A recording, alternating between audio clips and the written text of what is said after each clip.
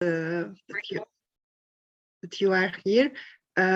We are just waiting for some more minutes because there are a lot of participants just joining. So we will wait some minutes for everybody to arrive.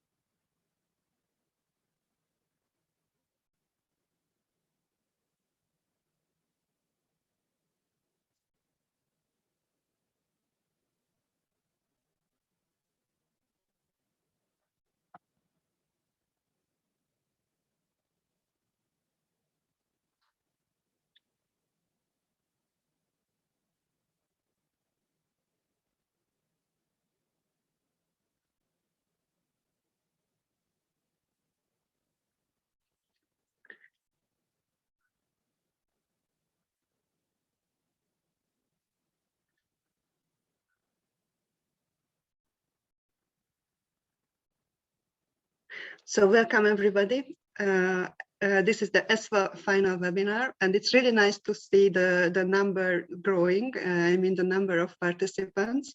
So we are really glad that there is such a strong interest in ESVA. I am Anita Kardos, the communication officer at the European University Foundation. And I have the privilege to moderate today's webinar. The main topic of the webinar will be the ESVA module. As you might know, it's an independent electronic signature validation module, which is compatible with the system. I think that you are to hear about this module, and it's a very special day for us because as the project comes to an end, this is the final webinar which will conclude the project. And now this is time to show you the results of our work. The project has been run almost 1.5 years. So now it's a big moment for us to share with you what we have done. The project was coordinated by the University of Porto, and the consortium was composed of the Aristotle University of Thessaloniki, the DigitalSign from Portugal, Mendel University from Brno, and the European University Foundation.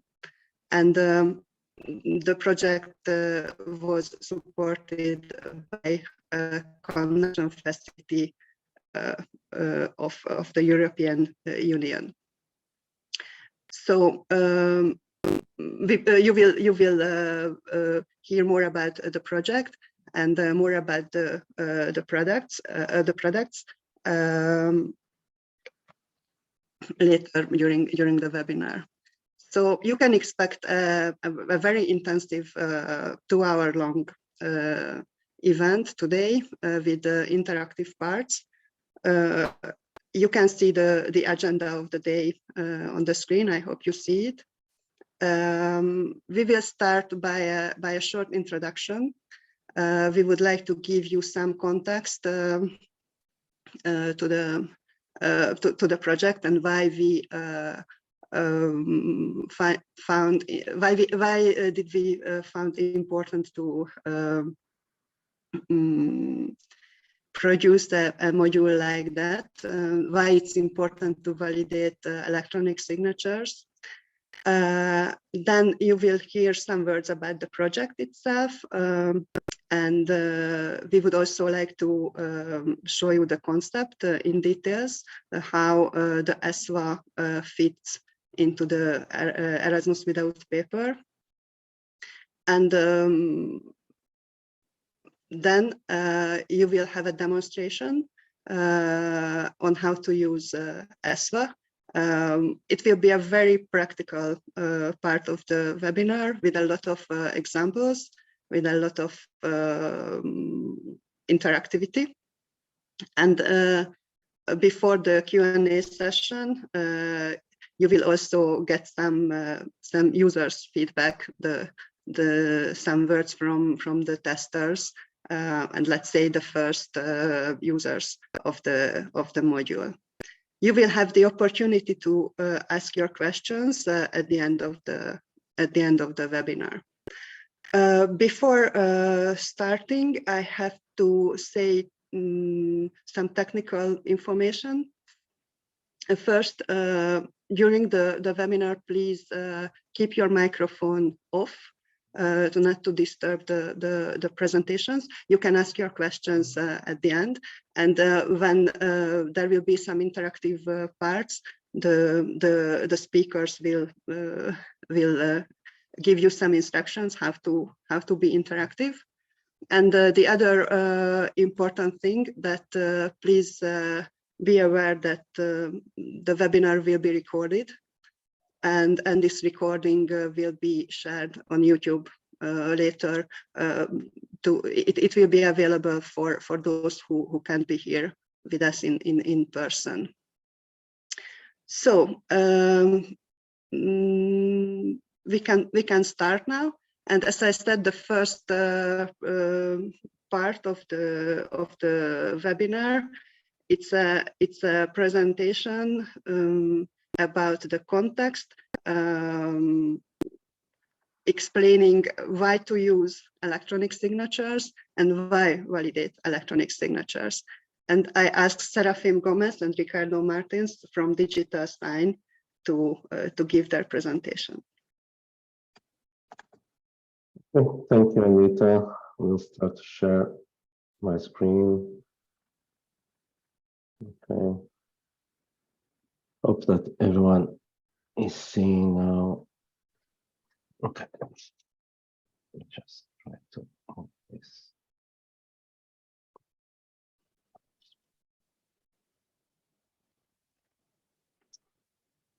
Okay. You are seeing the screen, right? I suppose, yeah. Yes. Okay, so let's start start the presentation. Thank you, everyone, to be present here. So my name is Serafim Gomes. I'm a CTO here on DigitalSign. So we are talking about why to validate and to expose some key points about authenticity. Okay, so in this kind of presentation, electronic, let's say, interchange of information, we need also to do something that usually it's done on the, let's say, the physical world, that is signed documents. So in electronic, we need also to do some signatures and to trust those signatures. So how is it done? So here, basically, what we are doing is in let's say, electronic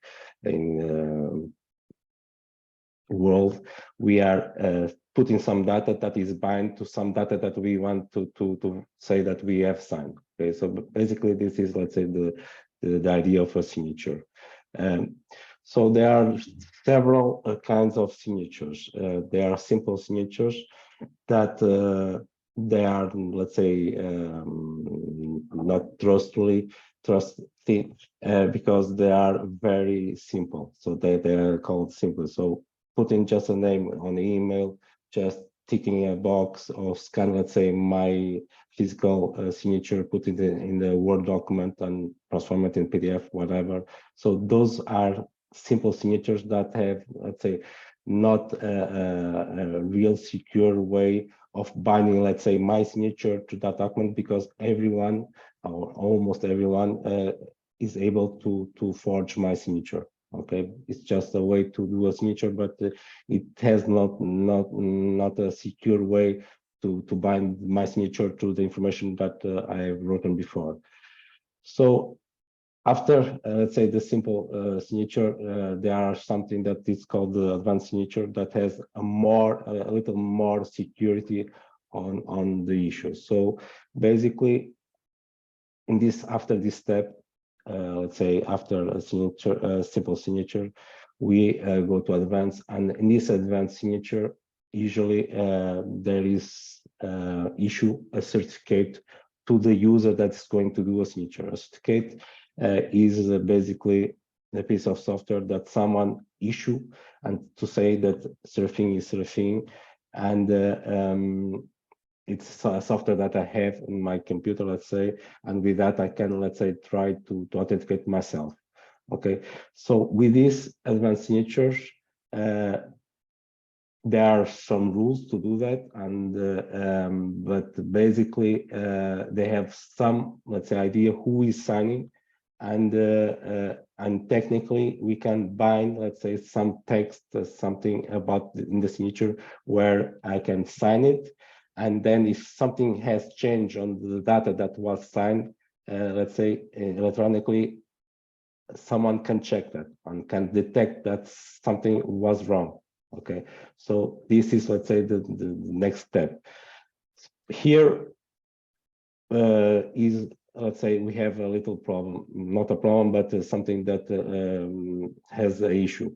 Is in advanced signature, usually the certificate has, let's say, something that is called a key pair, that is a private key and a public key, and the private key, that is, let's say, something that binds me as, let's say, the owner of that certificate, is stored not usually on the computer, and we need, let's say, to make sure that that piece of, let's say, software that is installed on my computer is just accessed from let's say, to me. Okay, no one else can pick that private key and sign something that is not, let's say, myself. So in that case, there are some, let's say, an extra step of security layer, that is the qualified electronic signature. So basically, in this, let's say, qualified electronic signature, what is done is the private key is held on the hardware device. So, and in that hardware device, let's say a smart card, probably an EID, that your identification card from some countries already have, let's say, an EID that is a certificate, and a private key that is inside, let's say, that device. And with that, we can what we can do. The signature is always done in one device, and it's not capable of doing a clone of that device. So if I have, let's say, an hardware where I have my private key, there is no way that I can have, let's say, that share to someone else.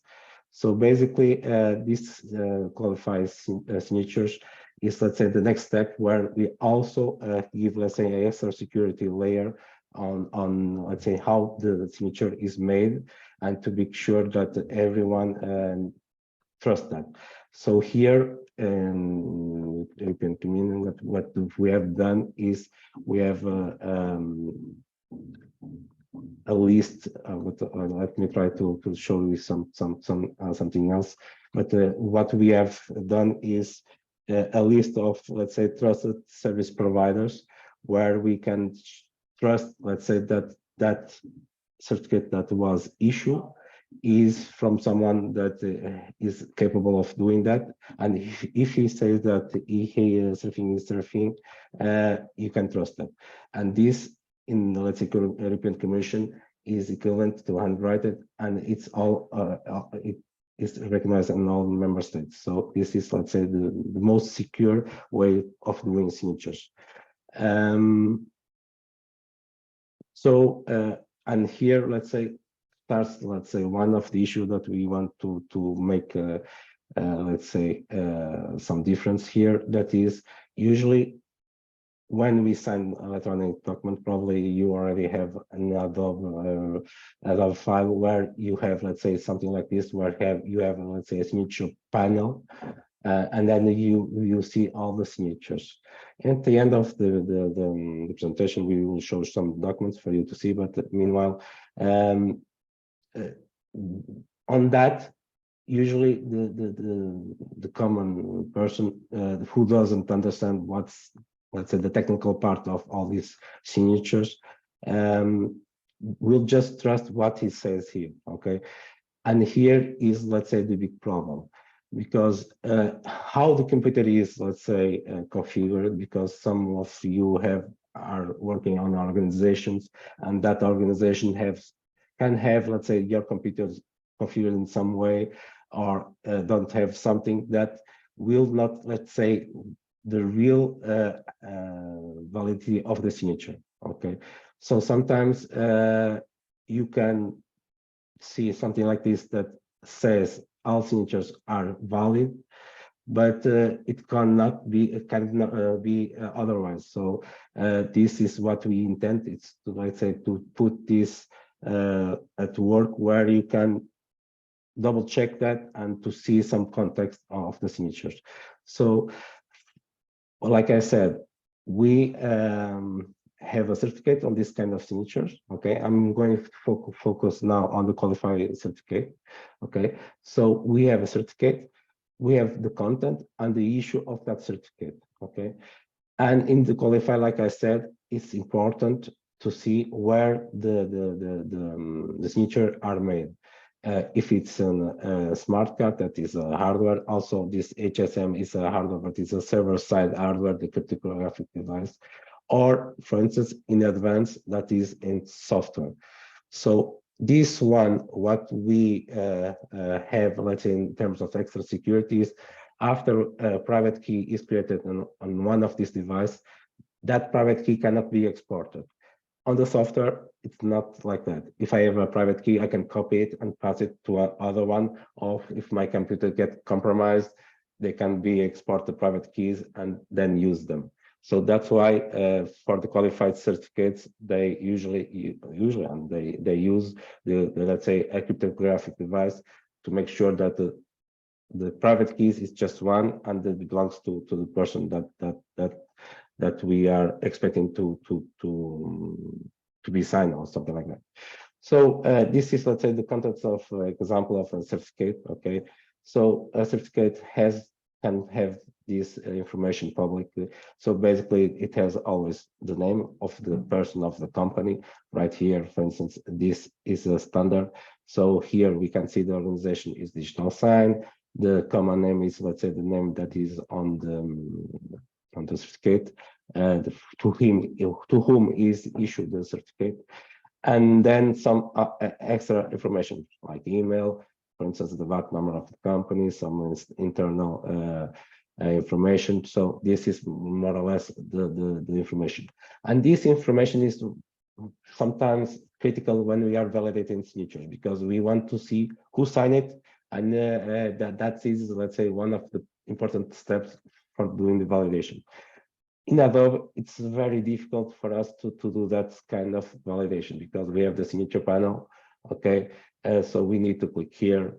We see something like this where we have, let's say, the name. Okay, we already have the name, but I want more details. I have to click here and to expand this to get this information. So it's not, let's say, straightforward when we see some signatures, and we can have several ones that we cannot see, let's say, who signed it, and some context information about who signed it. Okay, so that's one of the problems. The certificates. The certificates is something that is technically possible to anyone to issue a certificate. So here we have, let's say, a trusted list that was done, presented by IDES, that let's say does that role for us. What's the problem is, I can issue a certificate to myself saying that I'm, for instance, Cristiano Ronaldo. Okay, and myself, I can do that. And if I sign something, Cristiano Ronaldo, let's say, sign that document. But if someone receives that signed document, they will see Cristiano Ronaldo, but they need to make sure that, let's say, if that information is correct. That's why there is, let's say, a trusted list that will, let's say, tell us that if that certificate can be trusted, and if that information that is on that certificate is something that is valid or not.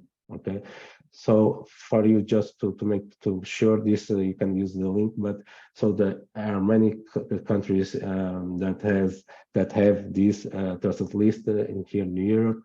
So for instance, this is our example. What we do, we can issue, for instance, qualified certificates for electronic signatures, for e-seals. That is a kind of certificate, the qualified timestamp, that is the time, for instance, in the signatures is important sometimes to have, let's say, the time of the signature, when it was made, and if that time is, let's say, something that is from the trust source. So it's something that someone didn't change, let's say, the hour and the computer, just signed and to be, let's say, on time to deliver something, for instance. Okay, some other, for instance, the Czech trusted list. So there are several points where this trusted list can check. So in validation, okay, making a little resume on that, it's important also to check who signed it and where we can trust that information to check if it's valid or not. So where the signature is made. So like I said, it's important for you to be aware if you can trust it or not trust, let's say, the signatures. And this is, let's say, in terms of security, is the most, let's say, wanted type of signatures, that is the qualified certificates. Okay, so in the cryptographic device, basically the private key is generated on the device. The private key cannot be exported. Okay, the cryptographic device usually needs to let's say, to be compliant with this. Okay, because they are some, let's say, cryptographic device that allow exported private keys, but that's why they need to comply to some let's say regulations, and this, let's say, qualified signature creation device, this compliance is one of the things that we need to make sure. Okay, so basically here, for instance, qualified certificates and advanced are more or less the same in terms of technically. The big difference is the advanced is not or can be not on a qualified service provider. Okay, it's not just the only difference. For instance, in the qualified certificate, in the advanced, even the let's say the validation of the information is different. Okay, I'm not focused on that, but yes, for instance, on qualified certificates, every information that goes to the certificate needs to be confirmed by the issuer of the certificate. So that's why, for instance, DigitalSign, we do the validation of all of that information, and it's one of our obligation to do that and to issue a certificate. Okay, in advance, they can have, let's say, a simple validation that, let's say, all the information cannot be accurate, but yeah, so I'm ending here the presentation. So what we wanted to show here is basically the validation is an important step of doing the signatures also. So doing a signature nowadays, everyone receives sometimes signatures, documents signed by someone, but usually there are always problems on how to validate that, to check if, let's say, the validation is correct or is not correct. So if you can trust, let's say, that signatures, and if who signed it is let's say, the person who must sign. Okay, so Ricardo, I don't know if you have some, let's say, examples over there. Probably I will let's say, pass the word for you to start showing some real documents. Yeah, okay. Thank you, Serafim. Hello, everyone. Let me try to share the screen also. Share screen.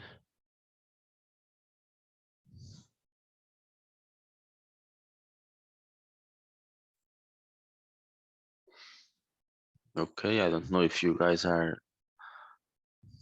Let me get the share here. Okay. So the exercise that my name is Ricardo. I am also from DigitalSign. I'm a developer. and we helped on this ESVA project by creating some validation modules. Okay, and what I want to do now with you guys is a very brief test. So show you some documents, and I'd like to have your input whether they are valid or not. They say that I am the signer of the document. They say that someone signed the document. They say absolutely nothing. So I wanted to have the feedback from you for each document, and for that, if possible, I think that you guys can use the chat feature to say I will show the documents, and you guys enter on the chat it is a valid or it is not a valid document. Okay, so to start, I have here one document with a handwritten signature. My question for you is, if you receive this document on your email, would you consider it valid or not? Not valid. Okay. Okay, I'm with you.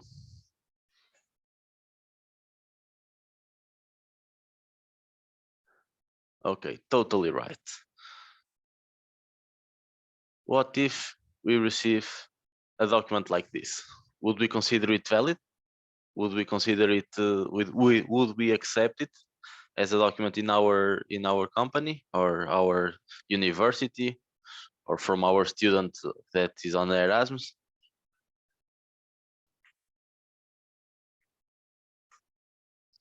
I can show also here the panel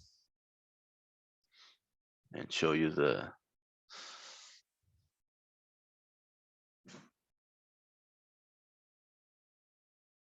okay, not valid.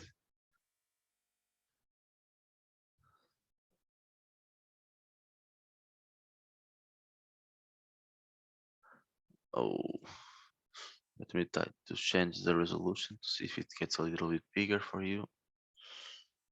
This one.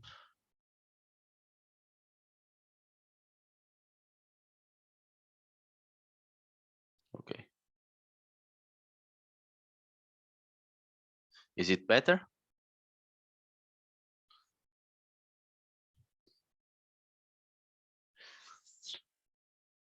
So this one looks more legitimate, right? Let's move on to a third signature.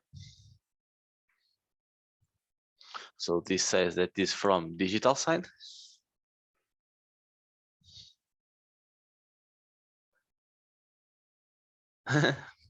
Well noted.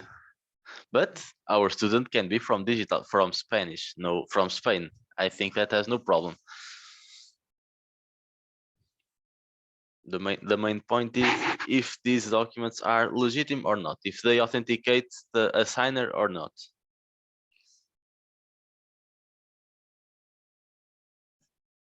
No, this one not. Okay. This one is mine. Ricardo Santos.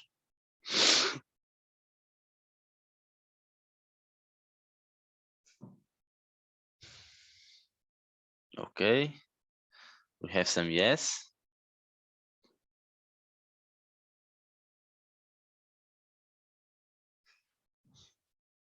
Okay, I'm enjoying your input, guys. And finally, we have a fifth example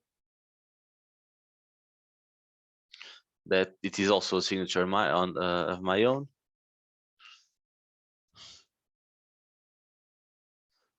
This one is a qualified or not?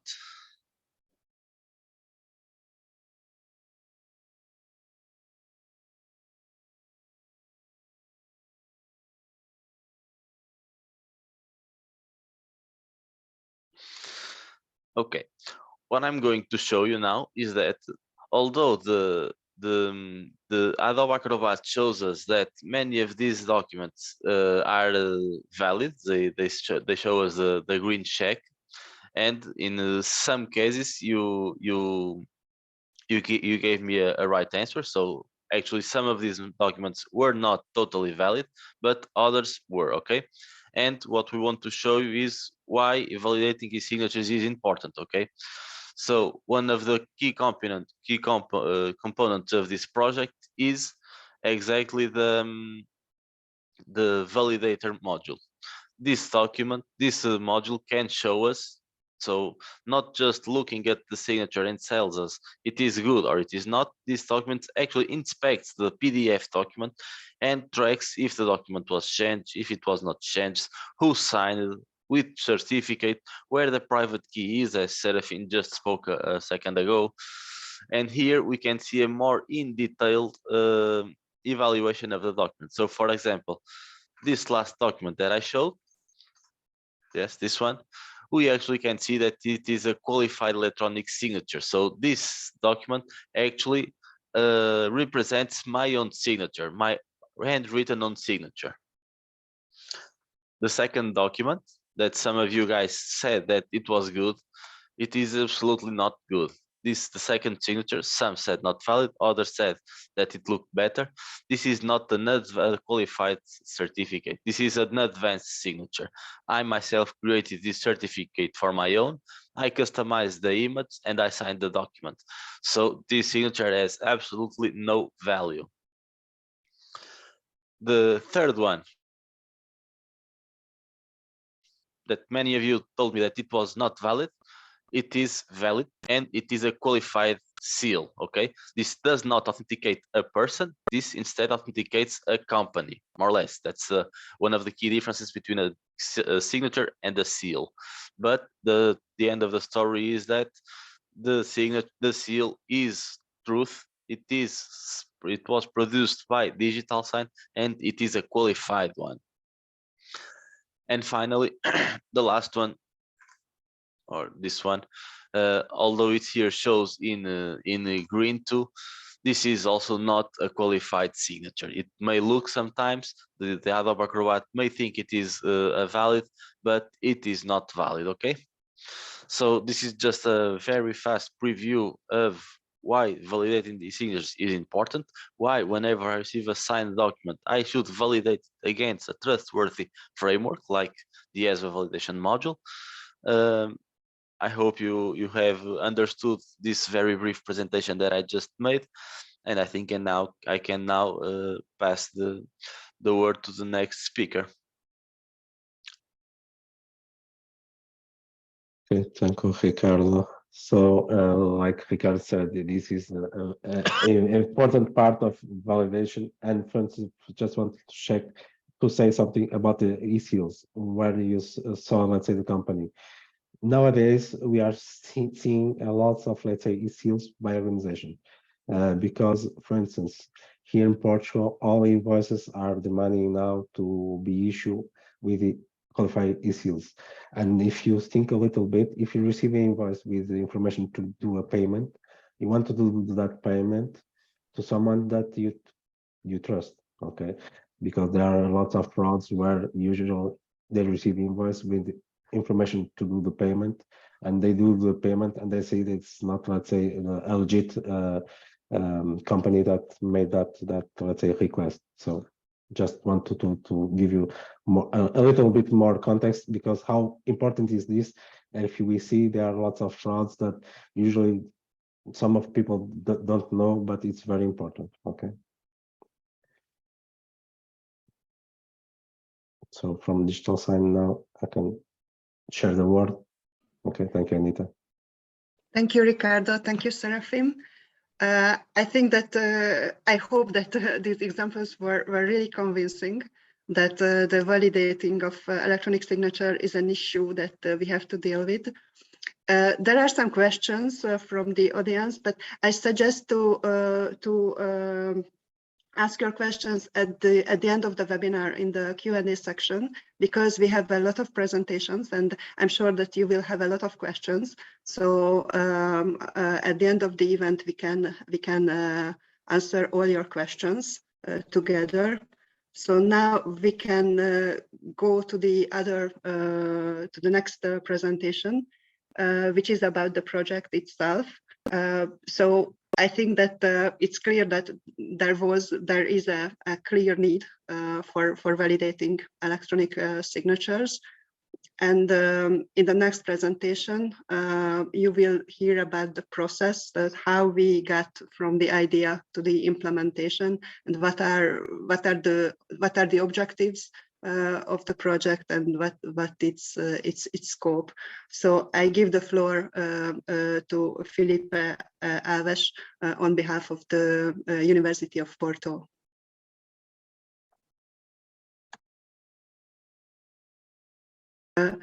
Serafim, please stop your sharing. Yeah, thank you. Thank you, Anita. Good morning, everyone. Thank you for attending our ESVA webinar. My name is Filipe Alves. I'm speaking on behalf of University of Porto and on behalf of the ESVA consortium. So let's start. We find out to develop this as a module because we found a problem very similar to this one related to this question. Should we trust on auto reader? So I will make a short introduction and let's see how we get there. So many administration processes in higher education, especially those related to the international cooperation, are already digital, like EWP. Digitization will become even more common in the future. And paperless solutions simplify and speed up procedures, but at the same time, they involve the question of authenticity of electronic signatures and the verification of the identity of the signatory. So the ESVA project aims to solve this issue, which has been mentioned by several higher education institutions linked to the EWP network. And this project intended to develop an independent validation module integrated with Erasmus Without Paper network. This module will validate electronic signatures and electronic seals of the documents and the data exchange through the EWP network. So the ESVA project was built and planned after holding several conversations with different higher education institutions connected to the EWP, and that's why we get to know Mandel, Thessaloniki, and other AGIs involved. And these AGIs are already exchanged student information through the EWP network, and they are finding these kind of issues that are raised related to the authenticity of the documents. So the assertion for the need of a validation model was a natural consequence of the digital transformation responsible for the flow of millions of digital documents from institutions to institutions every day. And as soon as personal and sensitive data start to be exchanged in digital format, there was a need to properly verify and validate such information. Unfortunately, although the signatures, as we have previously seen on Ricardo's presentation, may look valid at first, the signature may not be the one from which we intended to read from. And this validation cannot be done by a human eye, and with some difficulty by the Acrobat Reader and other tools, we cannot do this with 100% of sure. So a signature at the first sight may look valid, but can in fact be a fake signature issued by an unauthorized machine or entity, which the names of the persons we should expect. So what is ESVA? ESVA is an agnostic e-signature validation module capable of integrating with Erasmus Without Paper, but you can use ESVA without integrating with Erasmus Without Paper. You can use it instead of using Acrobat Reader or other tools. You can drag your documents there, you can collect your results, and you can ensure that these documents are more secure. And why validate these signatures? Because with this model, you'll be capable of verifying the identity of the person that is signing the document. This will increase the level of trust. And once we are developing this model to be capable of integrating with EWP, we will increase the security of the documents exchanged inside the network. And of course, this is secured and aligned with the ADAS regulation. So during the first phase of the module, we start to to extract the data from the electronic signatures and verify this data according to the EDA's regulation and its standards. We can do this by analyzing not only PDFs, but also XMLs, and extract the attributes from the signature, like the name of the person who signed, the role, the contacts, and any other information that may be present.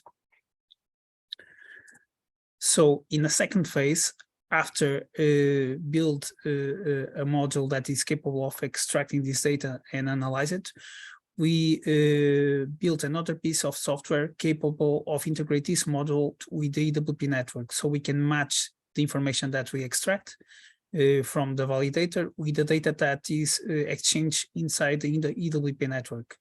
And with this, we can compare if the person who signed is the person that is in charge in a certain AGI, and if the data, the signature is valid, if it's advanced or not, if the certificate related to that signature has been revoked or not. So we can do a number of validations or matches and give this information to the user.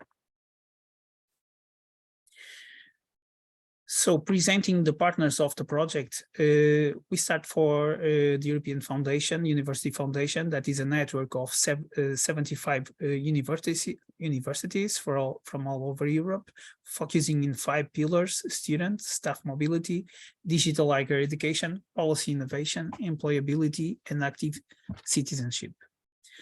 Relating to AGIs involved, we have University of Porto, Aristotle University of Thessaloniki, and Mendel University of Brno, which are all part of the EWP network using different systems.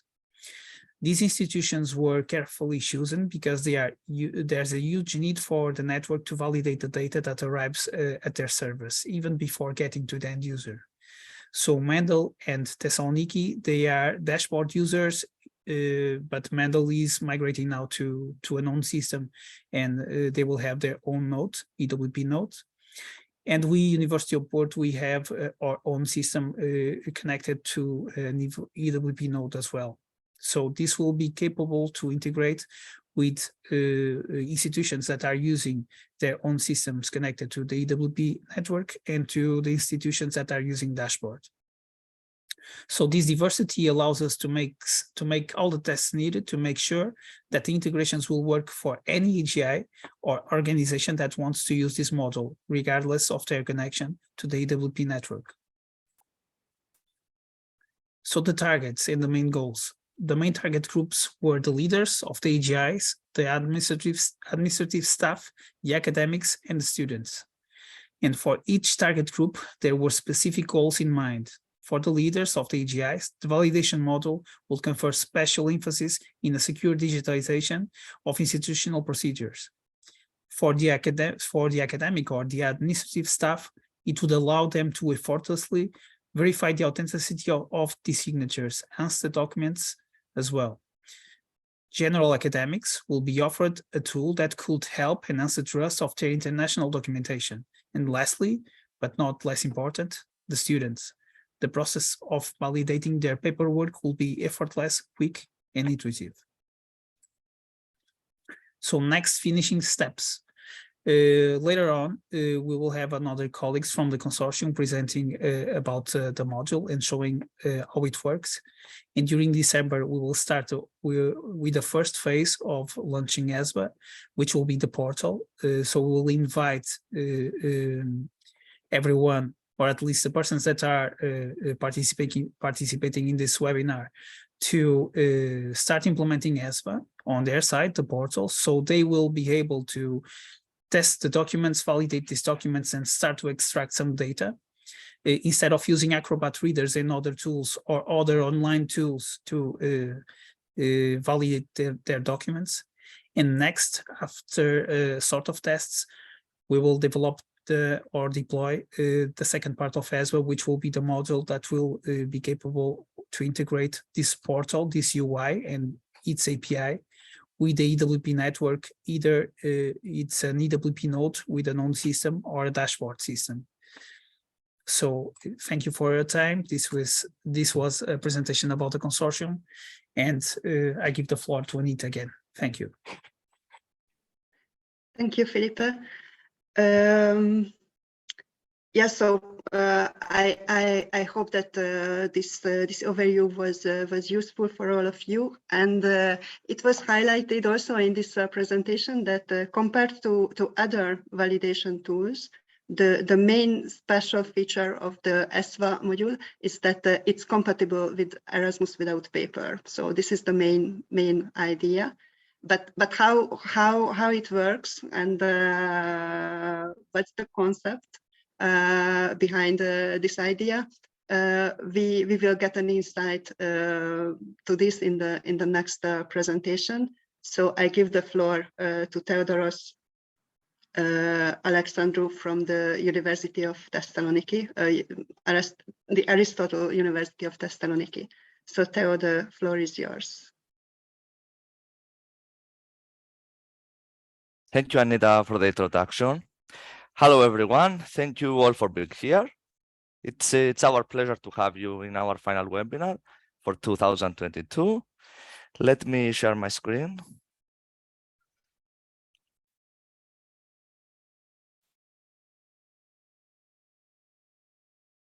So my name is Theodoros Alexandrou.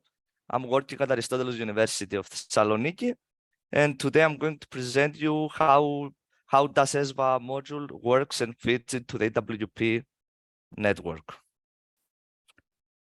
This is the agenda.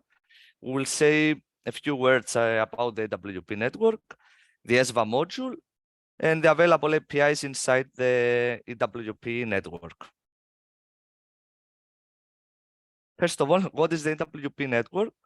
And the main purpose of the EWP network is to link all higher education institutions in an overall electronic network in order to manage mobility more efficiently, exchange information with each other in the context of student mobilities swiftly and securely, improve efficiency of labor and access to student data across Europe, and of course to enable the permanent migration from the paper world to the electronic world of student data.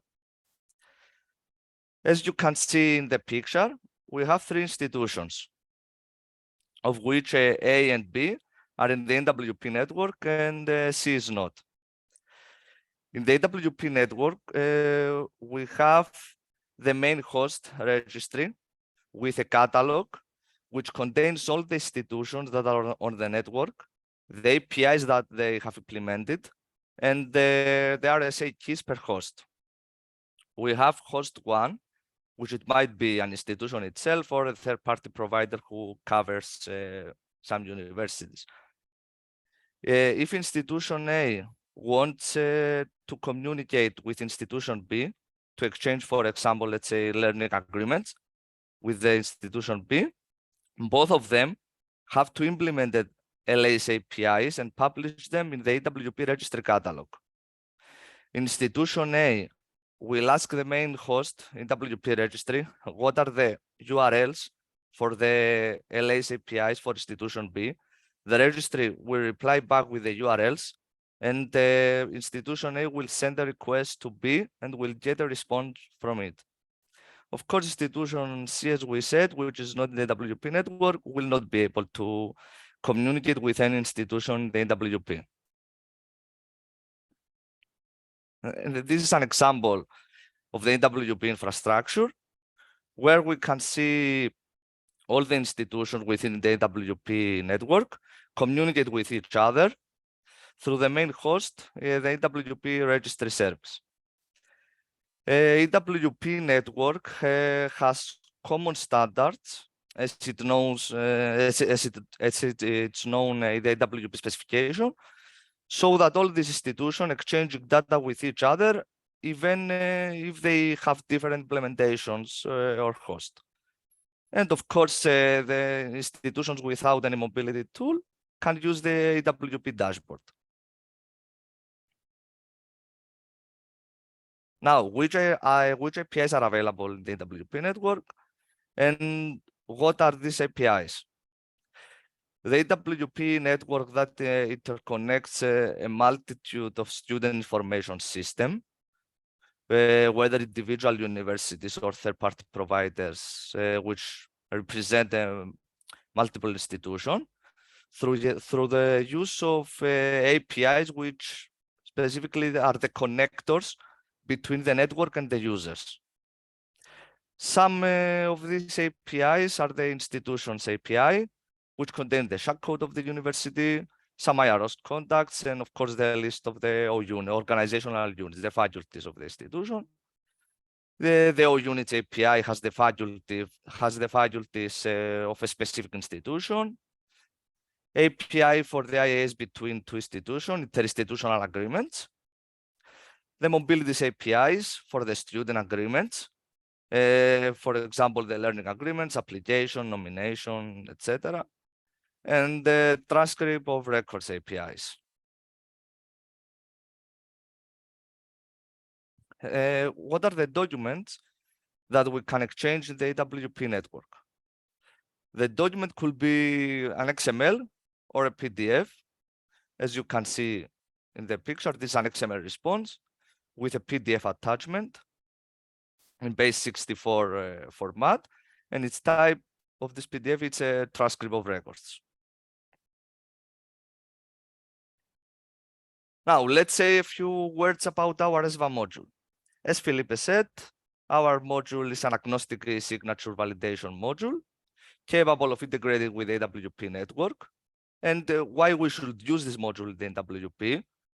Because we have the capability of verifying the identity of the person who signs the document. Because we don't want to know only if the signature is valid, we want to know specifically if the person who signed the document is actually the right one in the EWP.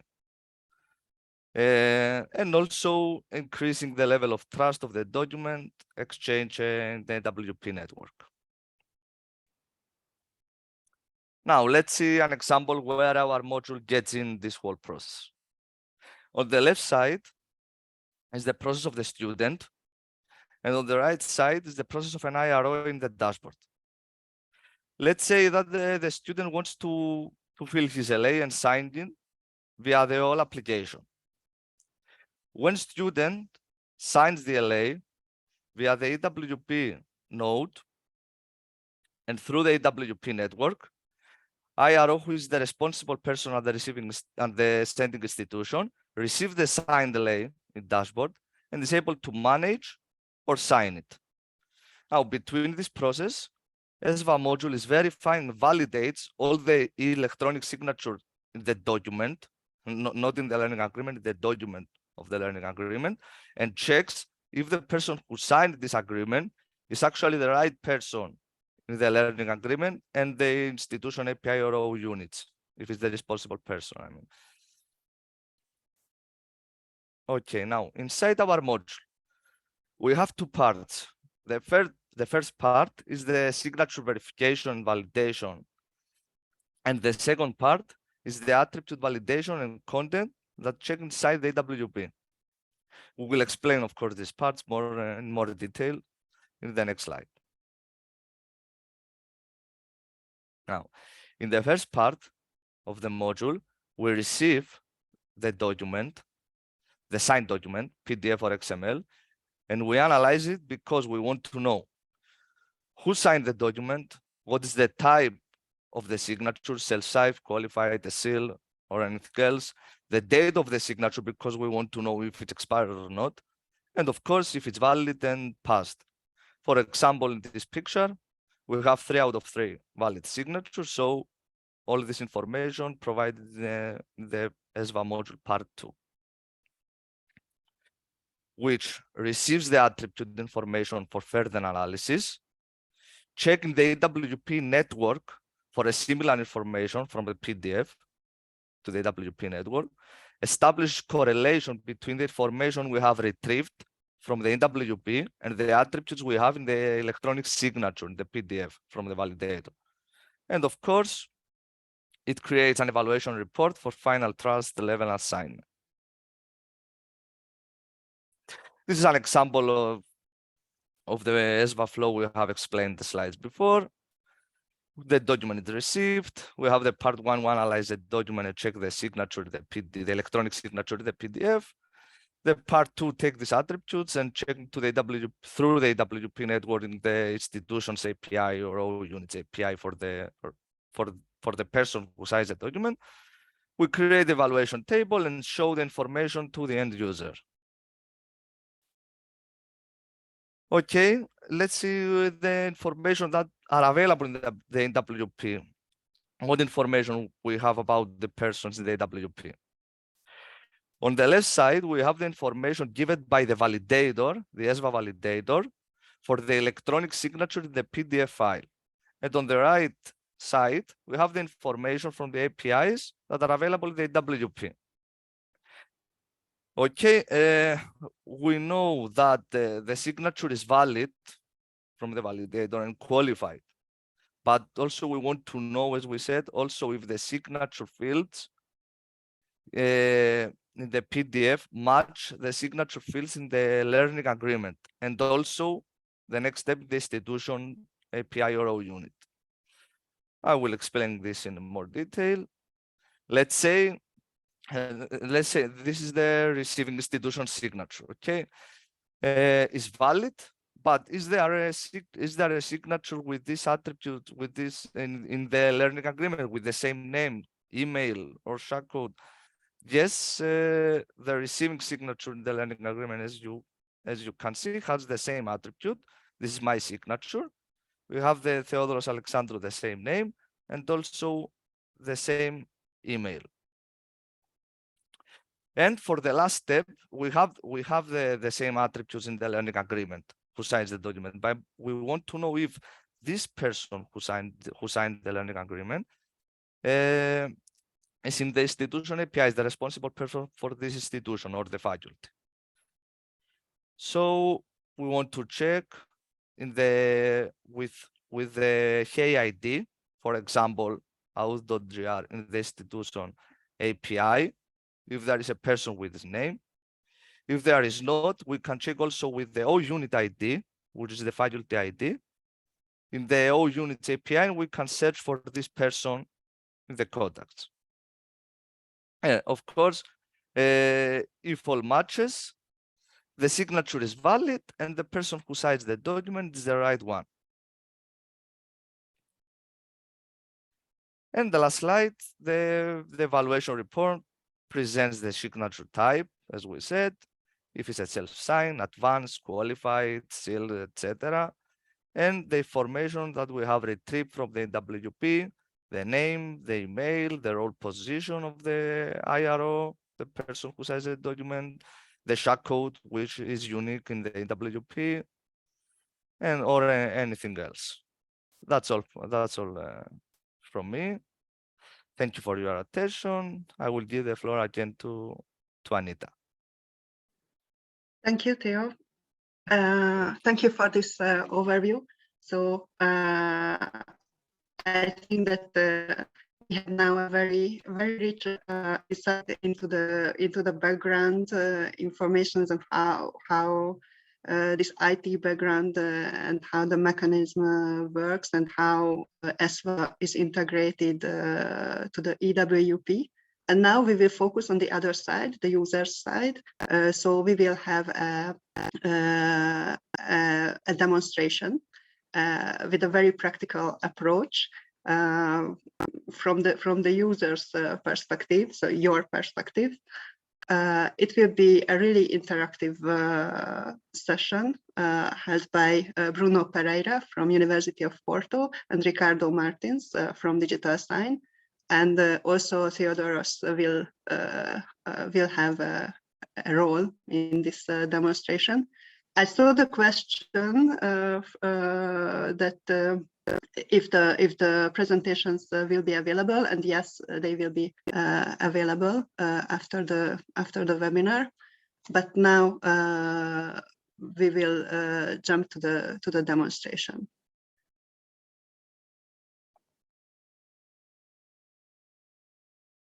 Okay, thank you. Hello, everyone. Well, first to introduce myself, as Anita mentioned, I'm Bruno. I represent Porto, and I've been developing these past few months some of the work done in the ESVA module. And so I wanted to show you what users can expect when using the validation module. So to first start off, I wanted to review with you what is the roadmap that the ESVA in the context of ESVA, and the validation module, most of the work, as Theodoros presented this image, most of the work is done in this second part. So while the first part is basically to verify the signatures, to verify the validation of the signatures in the PDF and extract the attributes, the second part is indeed the part where it connects with EWP. So what can we do in this part? Well, the first things that we can do here is to analyze the information in the signatures. So this is the, let's suppose that I receive a file, and this file contains a signature. First, I want to know, like, who signed it, what is the email, if the signature expired, all that, like a preliminary analysis of the document. Then we need to understand what is the file type that we are handling. If it is, because, for example, a validation can be different for a learning agreement, can be different for a letter of acceptance, and can be different for an interinstitutional agreement, because the attributes change, the validations change. So we need to understand what ESVA needs to understand what is the document that we are handling. After that, we need to contact the document-specific services of EWP. What is that? I will explain in a little bit later. As well as we need to contact EWP to fetch information about the institutions that are present in the signatures of the document. And after we have all this information, we have all these matches done, then we can generate a correlation with all the collected information and present to the user. So step by step. First of all, analyze the information of the file signatures. This is a very straightforward point. We receive a document. We have, for example, 3 signatures. This was signed by person A, by person B, and by person C. They are qualified. They are advanced electronic signatures. One is from, for example, Portugal, and the other is from the Czech Republic.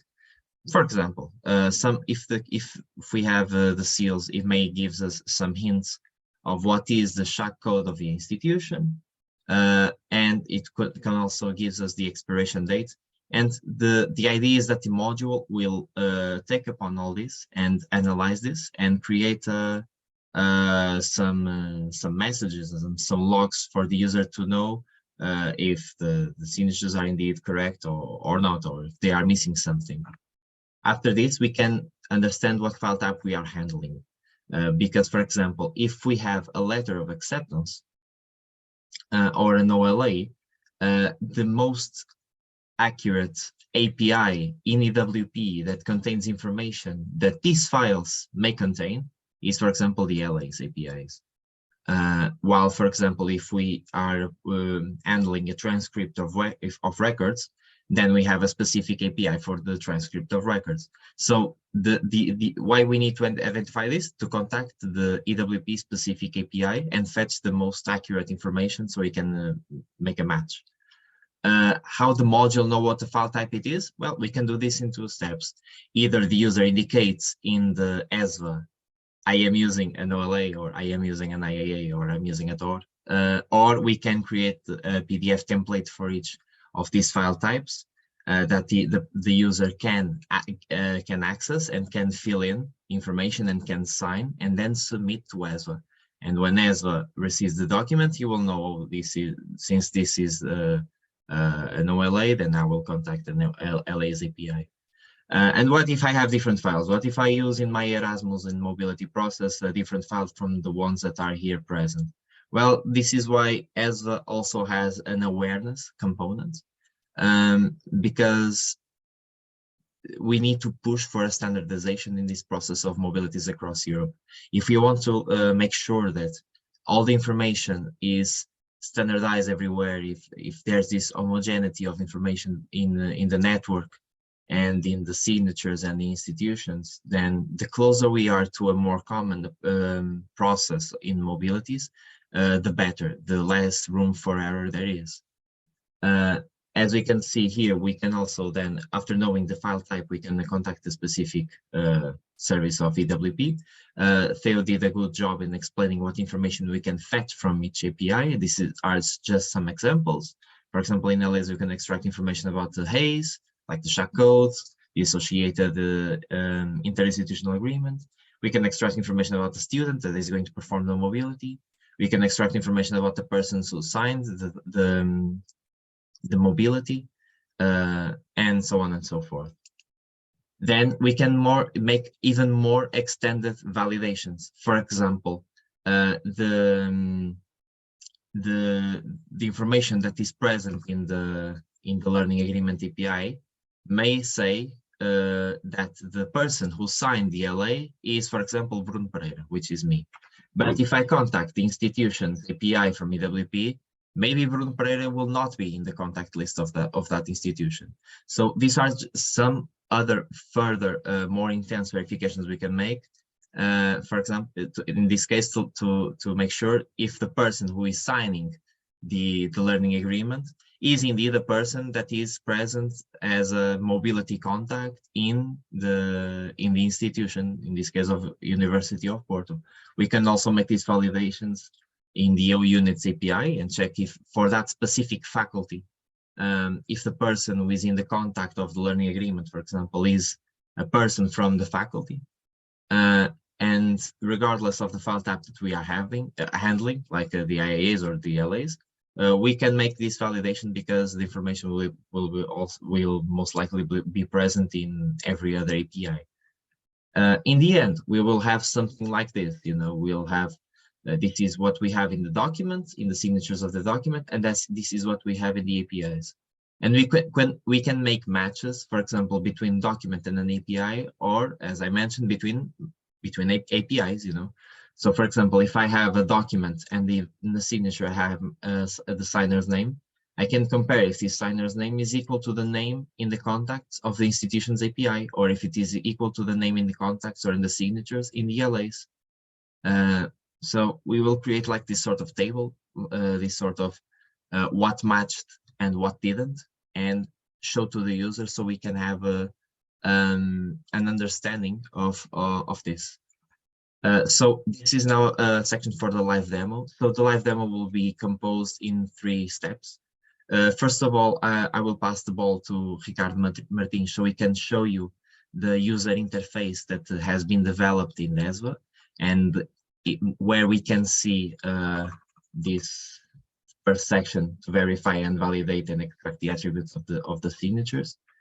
Then I will show you the module and the validations occurring, and then I will pass the ball to Theo so we can show you a more practical example in the integration with the dashboard. So I pass the ball to my colleague Ricardo, and thank you for your attention. Thank you, Bruno. So let's go back to the ESVA validation module. Screen 2. Okay, share. I will maybe make it a little bit bigger again.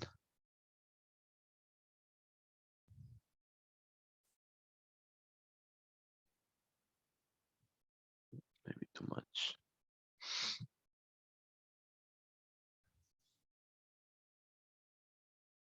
Okay. So we are back to this to the validation module.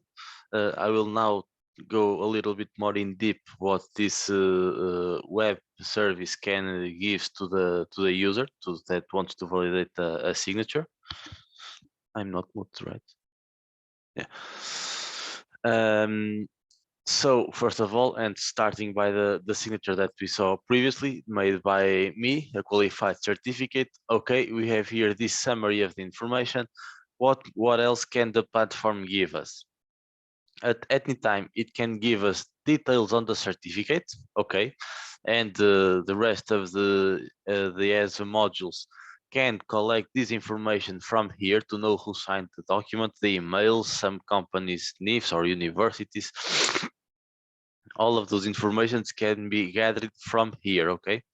So this is a first very important step where the ESVA modules can retrieve information about the signer, who he really is. So in summary, if it says here that this is a qualified signature and it is total pass, it means I can trust the data on the certificate in a resume. What else can we see? We can see some reports. Okay. In these reports, we can see a very brief summary of the signature, okay? For example, the policy that was used to sign the document, it was a qualified policy. We can see here, for example, the certificate chain. So where is my certificate holding his trust anchors? I can see here that is on the qualified CA-G1, that is the qualified CA that is also on the trust list of Europe Union, as we spoke earlier. We can see here signature times and best signature times. The best signature time is a very important requisite on a signature. It tells us the last proof of existence of a signature, okay? So this was the last time that the signature was truly verified. On the detailed reports, so as more into these panels we go, more into the signature we get, okay? So this is not important for every user, but these are some data that can be used by the ESVA modules and by the viewer, the user, to see why a signature is not okay. As this one a qualified total pass, we don't expect to see anything at least relevant around here, so everything will be okay. But when the signatures are not total passed, we can see here why they are not total passed. Sometimes a CRL is missing, sometimes the certificate is revoked, sometimes it is not qualified, sometimes we cannot find the CA. We will have some examples on this further later.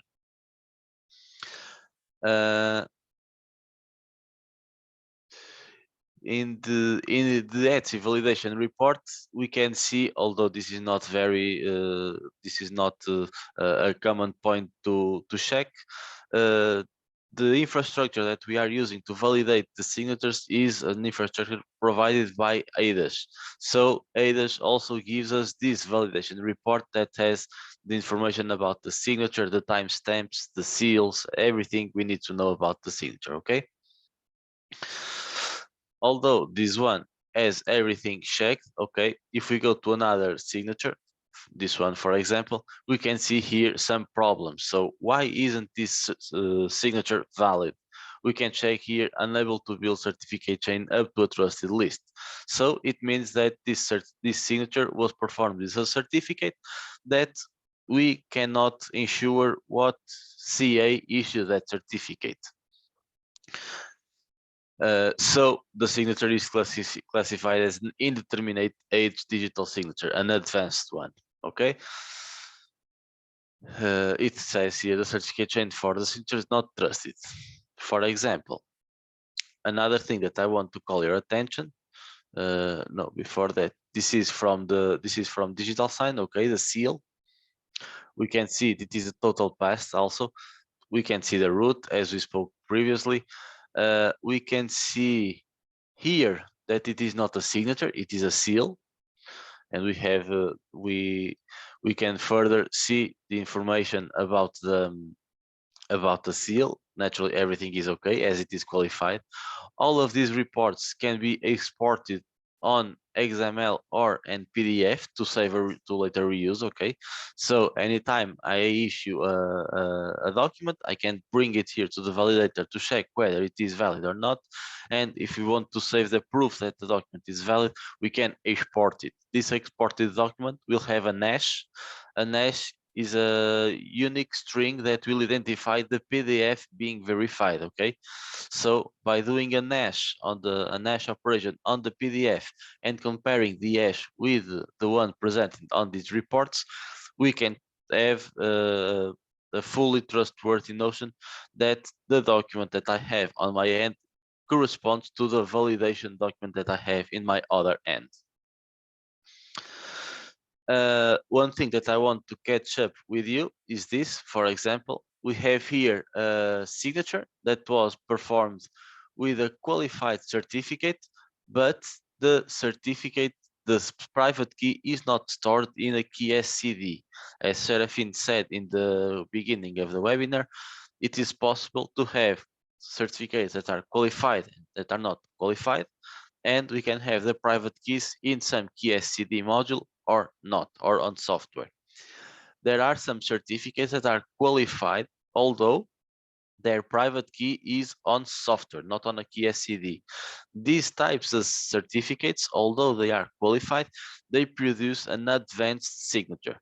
This is one of the most common ways to, or this is one of the most known documents that usually the Adobe Acrobat accepts as valid, and here the validator can tell us explicitly the signature is all okay, so it is performed correctly, it has no errors, but it is an advanced electronic signature, not a qualified one. So we cannot say that Melo de Castro Belo Duarte, we cannot take him to the court and make him responsible, at least as a qualified signature can, that he made this signature. We have here the detailed message. The private key does not reside in the key SCD at the time of the signature. Okay. Furthermore, well, I think it's this is all the information we can gather. Also, another notion that another important thing that the validator can give us.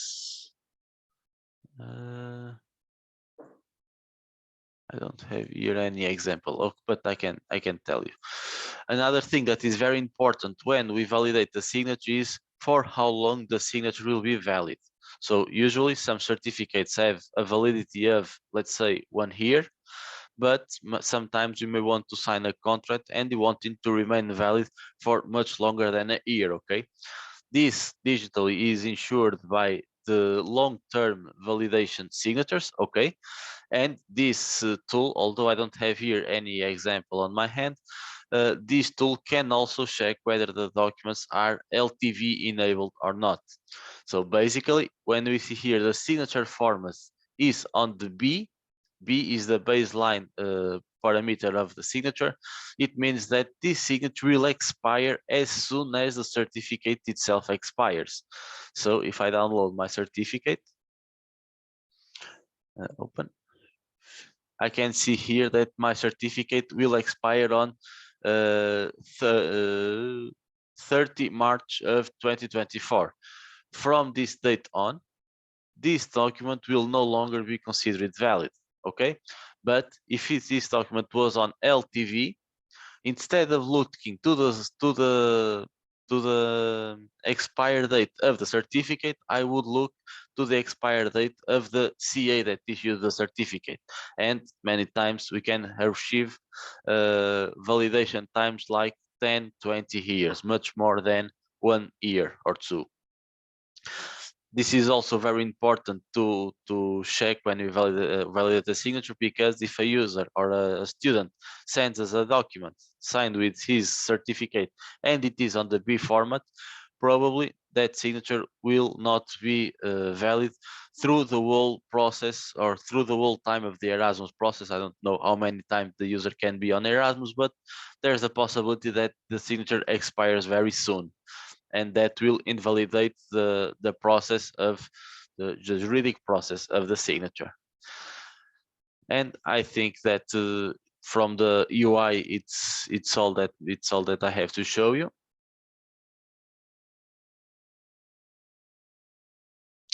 Okay, just give me a second. Yeah, Ricardo, and also I don't know, recall you mentioned the timestamp, the actual Can you send me the document on Teams because of the VPNs and things like that? yeah. Sorry.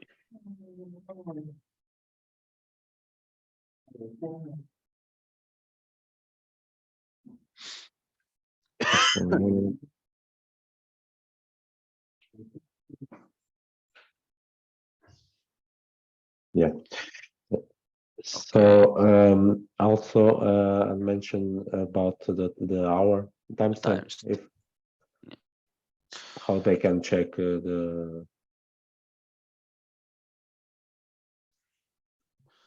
So another document that I have here. So to validate documents, you can see that I just need to drag him here to the UI, and this is another certificate. This is a certificate issued signed by Serafim. The organization is the DigitalSign. We can see here the entitlement and things like that, and we see now here that the patch baseline LTA is the format of the signature. This means that this signature will be valid, I believe I can see here, at least until 2046. Okay, so it will be valid as long as this root CA remains valid. Another thing that the validator also gives us is the timestamp. So when we also perform a signature, it is also important to see where the source of the time was captured. It can be either from the local computer of the user. So when I perform a simple signature or any kind of signature, I can have it checking the time locally. For example, this one was the time was collected locally from the computer by the signing time. This one, the time was collected by a timestamp service. Also, it may be a qualified or non-qualified timestamp service, although ideally it should be a qualified timestamp service. This ensures that it is totally impossible to change the date on any signature or anything like that. And this is the last thing that I have to show you. So how can we check if a document is actually fully trustworthy and on its best template? It must be a qualified, it must have a timestamp, and ideally it should be on the LTA format, either if it is a signature or if it is a seal. I think now that's everything. I don't know if someone wants to add anything. Okay, I think we can go back to Bruno. Yeah. Okay, Bruno, you're ready. I will then stop the share. Okay. Then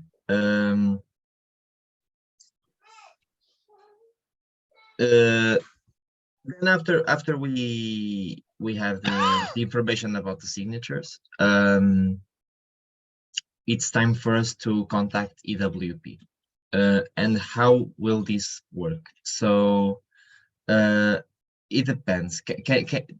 I think the main question here is why do I want to contact EWP, and what documents can I send to the ESVA validation module? It really depends. The reason why we want to contact EWP is that we don't just want to know if the signature is valid, if the signature is expired, and who signed it. We want to know more than that. We want to know if the person who signed the document is indeed the right person to sign the document, because sometimes it may not be. It may be a person that is not qualified as an Erasmus and mobility officer to sign it. And at the first glance, having so much technical and so many attributes regarding the signatures can be a bit overwhelming for users with other competences that are not obliged to know everything about this. But it all depends on the scope that you want. If you just want to know if the signatures have passed, if the expiration dates have passed, you may just need to look into the simple report that Ricardo was showing, which should help you quite a lot. It can show you just what you want, if the signatures pass or not, who signed it and who didn't. But if you want to know more and you want to consult EWP network, then it's a little bit more tricky, because you cannot just send any document.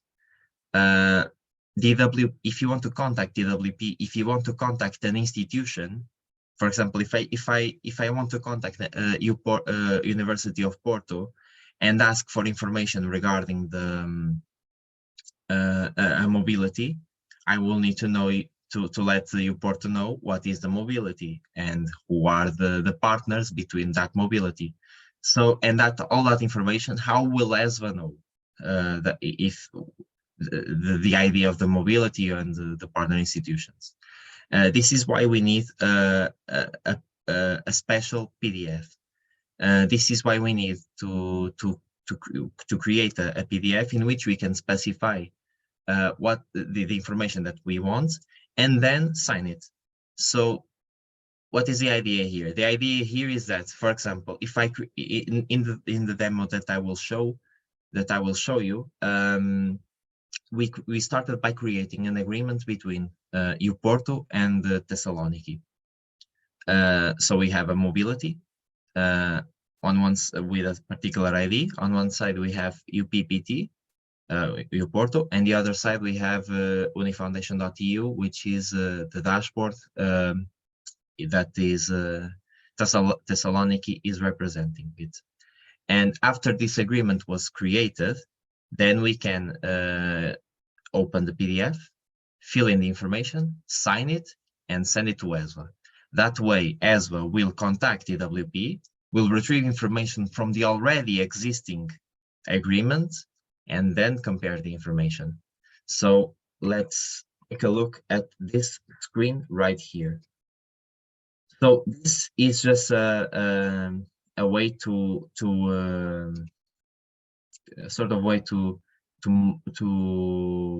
simulate the request that will be made in the ESVA.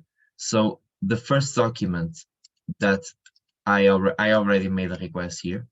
It's this document called test signed, and if we open this document, it's this document. It's basically just a string test and a signature. And I asked, basically the request that I made was, let's send this file, and it is an OLA, as you can see here in the top. It is an OLA. And what will ESVA give us? The ESVA will give us an answer like this one. If we go step by step, we can see that we have a collection of logs. So, for example, we have found 3 signatures. The signature was Candida, which is an advanced electronic signature. This signature still didn't expire, but we have an error. That is, the required PDF fields were not found, so the validation resulted in a failure. And we can then follow up and see here the information that we fetch from the EWP response. As you can see, it's all empty.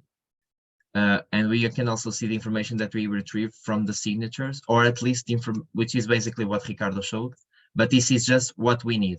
You know, this is just for the validation, we just needed the level, we just needed who signed it, we just needed the country, the email, the organization, and all that. Now let's take a look what if we send a more compliant ESVA document. We created this document which, as you can see, is a bit more complete. We specified here what is the mobility ID that we created. This is a real existing mobility in development environment, which is created between UPPT and Unifoundation. As you can see, it was signed by Theodoros. That indeed is a person who signed this mobility on the side of Unifoundation. So this should result in a success. Let's see how this works then.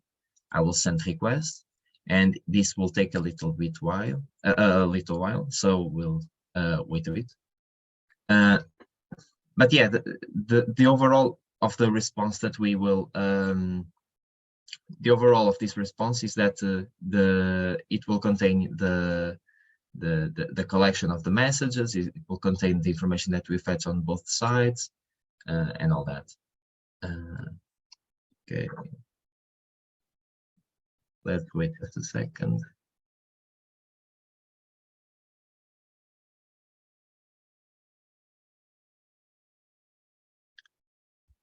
This normally takes a while because he's trying to find what is the point of entry to the institution, what is the and contact that point, that URL. What is the point of entry with the other institution, and try to find that URL. What is the learning agreement URL? What is the institution URL? Okay, I can see here that is almost finishing. And of course, during the future developments of ESVA, this can be more quick, since this is just a first approach. As you can see now, we have more information. We have that we found the signature for Theodoros. That is an advanced electronic signature. It did not expire. We found the correct mobility in EWP with this ID. And we can see that we have two signatures in EWP. We have this Clara, which is institutional coordinator, signed the mobility on behalf of Porto. And we have Theodoros, which is the responsible person at the receiving institution, that signed the mobility on behalf of Uni Foundation. However, as we can see in the document, we only have Theodoros' signature. So what ESVA concluded is that we have a warning. The sending hey person name, that is Clara, was not found in the PDF signatures. We also have that her email, which is this one, was also not found in the PDF signatures. However, we have two successes. We found that Theodoros' name matched in both the PDF and the EWP, as is the case for his email. However, since, as I already mentioned, we only have one signature, we don't have any information regarding the students in the PDF, nor that can match in the PDF and the EWP. Then we consulted the institution's API, and we can clearly see that we found these contacts for the University of Porto. We have here Clara. We successfully fetched that information, and we could conclude these four things. We could conclude that the HEID in the institution's API is the same. So we found in the EWP UPPT, and it's the same in this document UPPT. We could find that the institution, the role description, however, is different, because on the mobilities API, it's Coordenador Institucional, but on the institution's API, it's Institutional Coordinator, so it's different, despite the meaning being the same. This means that there is an inconsistency between the information in both APIs. And we can see that the institution contact names in the institution's API contain the signature name of the LA. So I consulted this. What this means is I consulted on one side the LA response, and on the other the institution's response. And on the LA's response, I could find that I can see here. I can find that Clara here signed the. Oh, sorry, here Clara here signed the mobility, and Clara is a contact of the sending head, as mentioned in the institution's API. So since there is this match of information, we can conclude that Clara, that signed the LA, is indeed a correct person from University of Porto, authorized to sign this. So then we have a message here to facilitate the users with this information. We found here that 5 out of 10 matches with the mobility were found in EWP, and this was a success. And then we have a compilation, as I mentioned, with all the information that we gathered, so that the person, if they want, if the user wants, can make a quick analysis and check if everything is okay and what information was used. As you can see, we have lots of attributes that can be then. Of course, this will not be immediately shown to the user, as this is because this is a more technical JSON response. This will later be implemented as I will show you in a little bit, implemented in the user interface, for example, that Ricardo was showing, in which this information will be more prettified and more easy to consult. And having this in mind, I will pass the ball then to Theo, so we can show you the dashboard. Hello again, everyone. I will do a similar procedure with Bruno, but on our side, from dashboard to Porto. Okay, let me share my screen.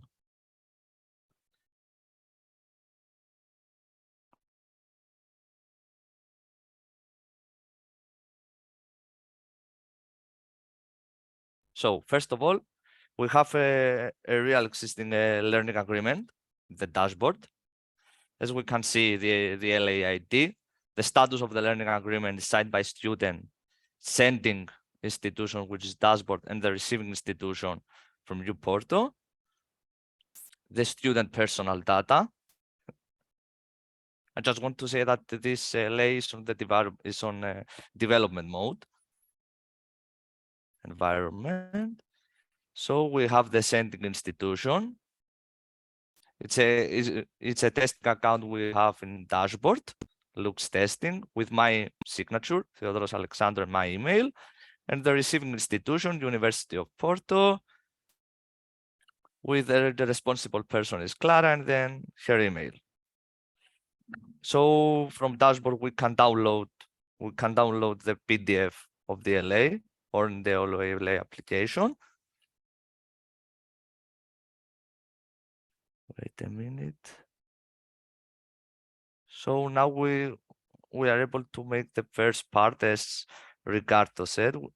We have this PDF, this template, with all these text fields, the mobility ID of the LA that created the dashboard, the sending key ID, which is now the Uni Foundation testing account from dashboard, and the receiving key ID, which is Porto.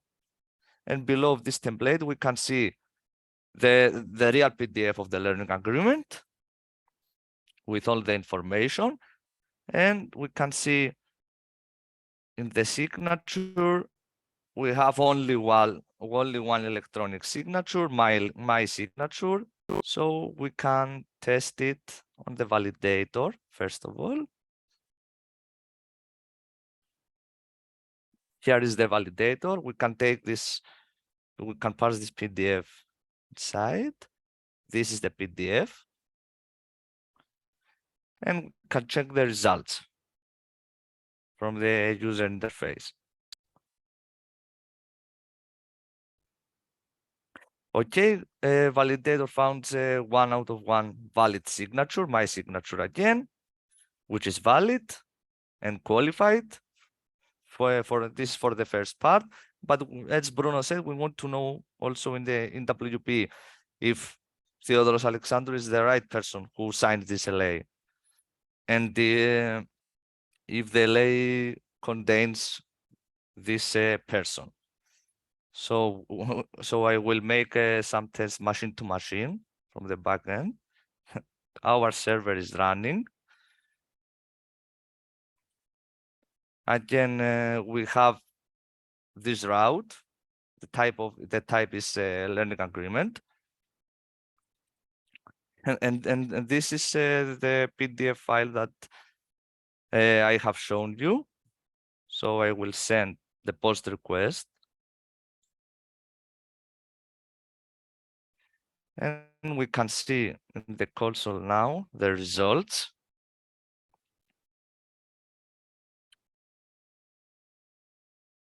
There it is. We have the first part. Success, found 1 signature. This is the results from the validator. We have a signature of Theodoros Alexandrou. Is supported by qualified certificate, and the expiration time that didn't expire. We have the text fields, the mobility ID, sending key ID, receiving key ID, and 1 signature in the PDF. And now it's trying to fetch the LA from the dashboard and check the signatures of the LA in the institution API or units API.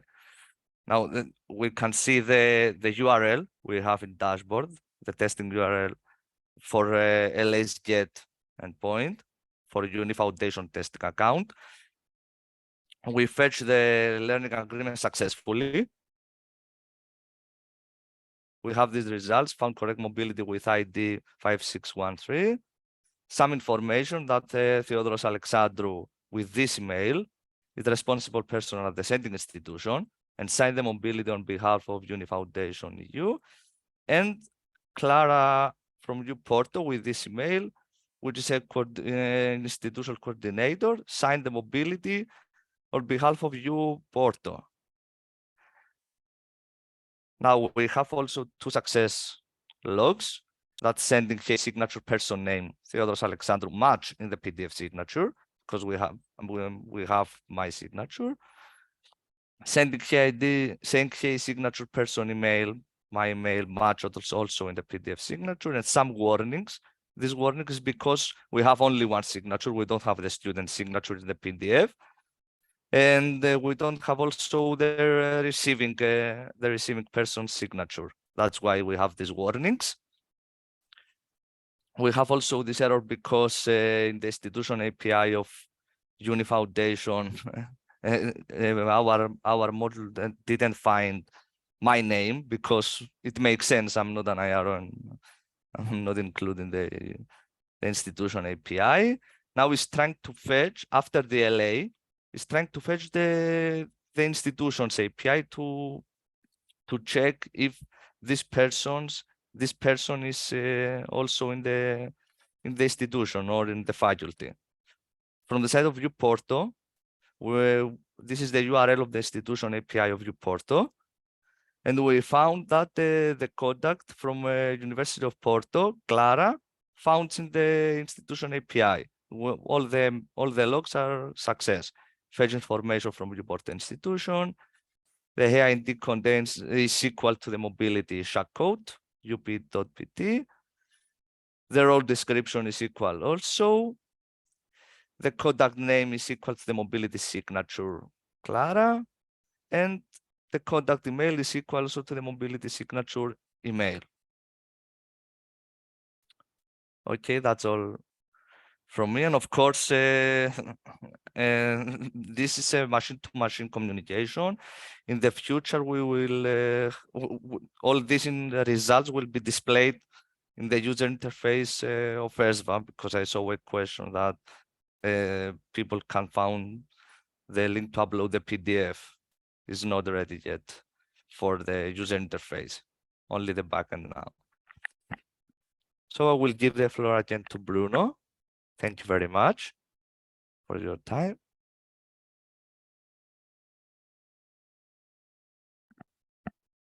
Okay, so as you noticed, we made a lot of tests with lots of different tools that we as developers used.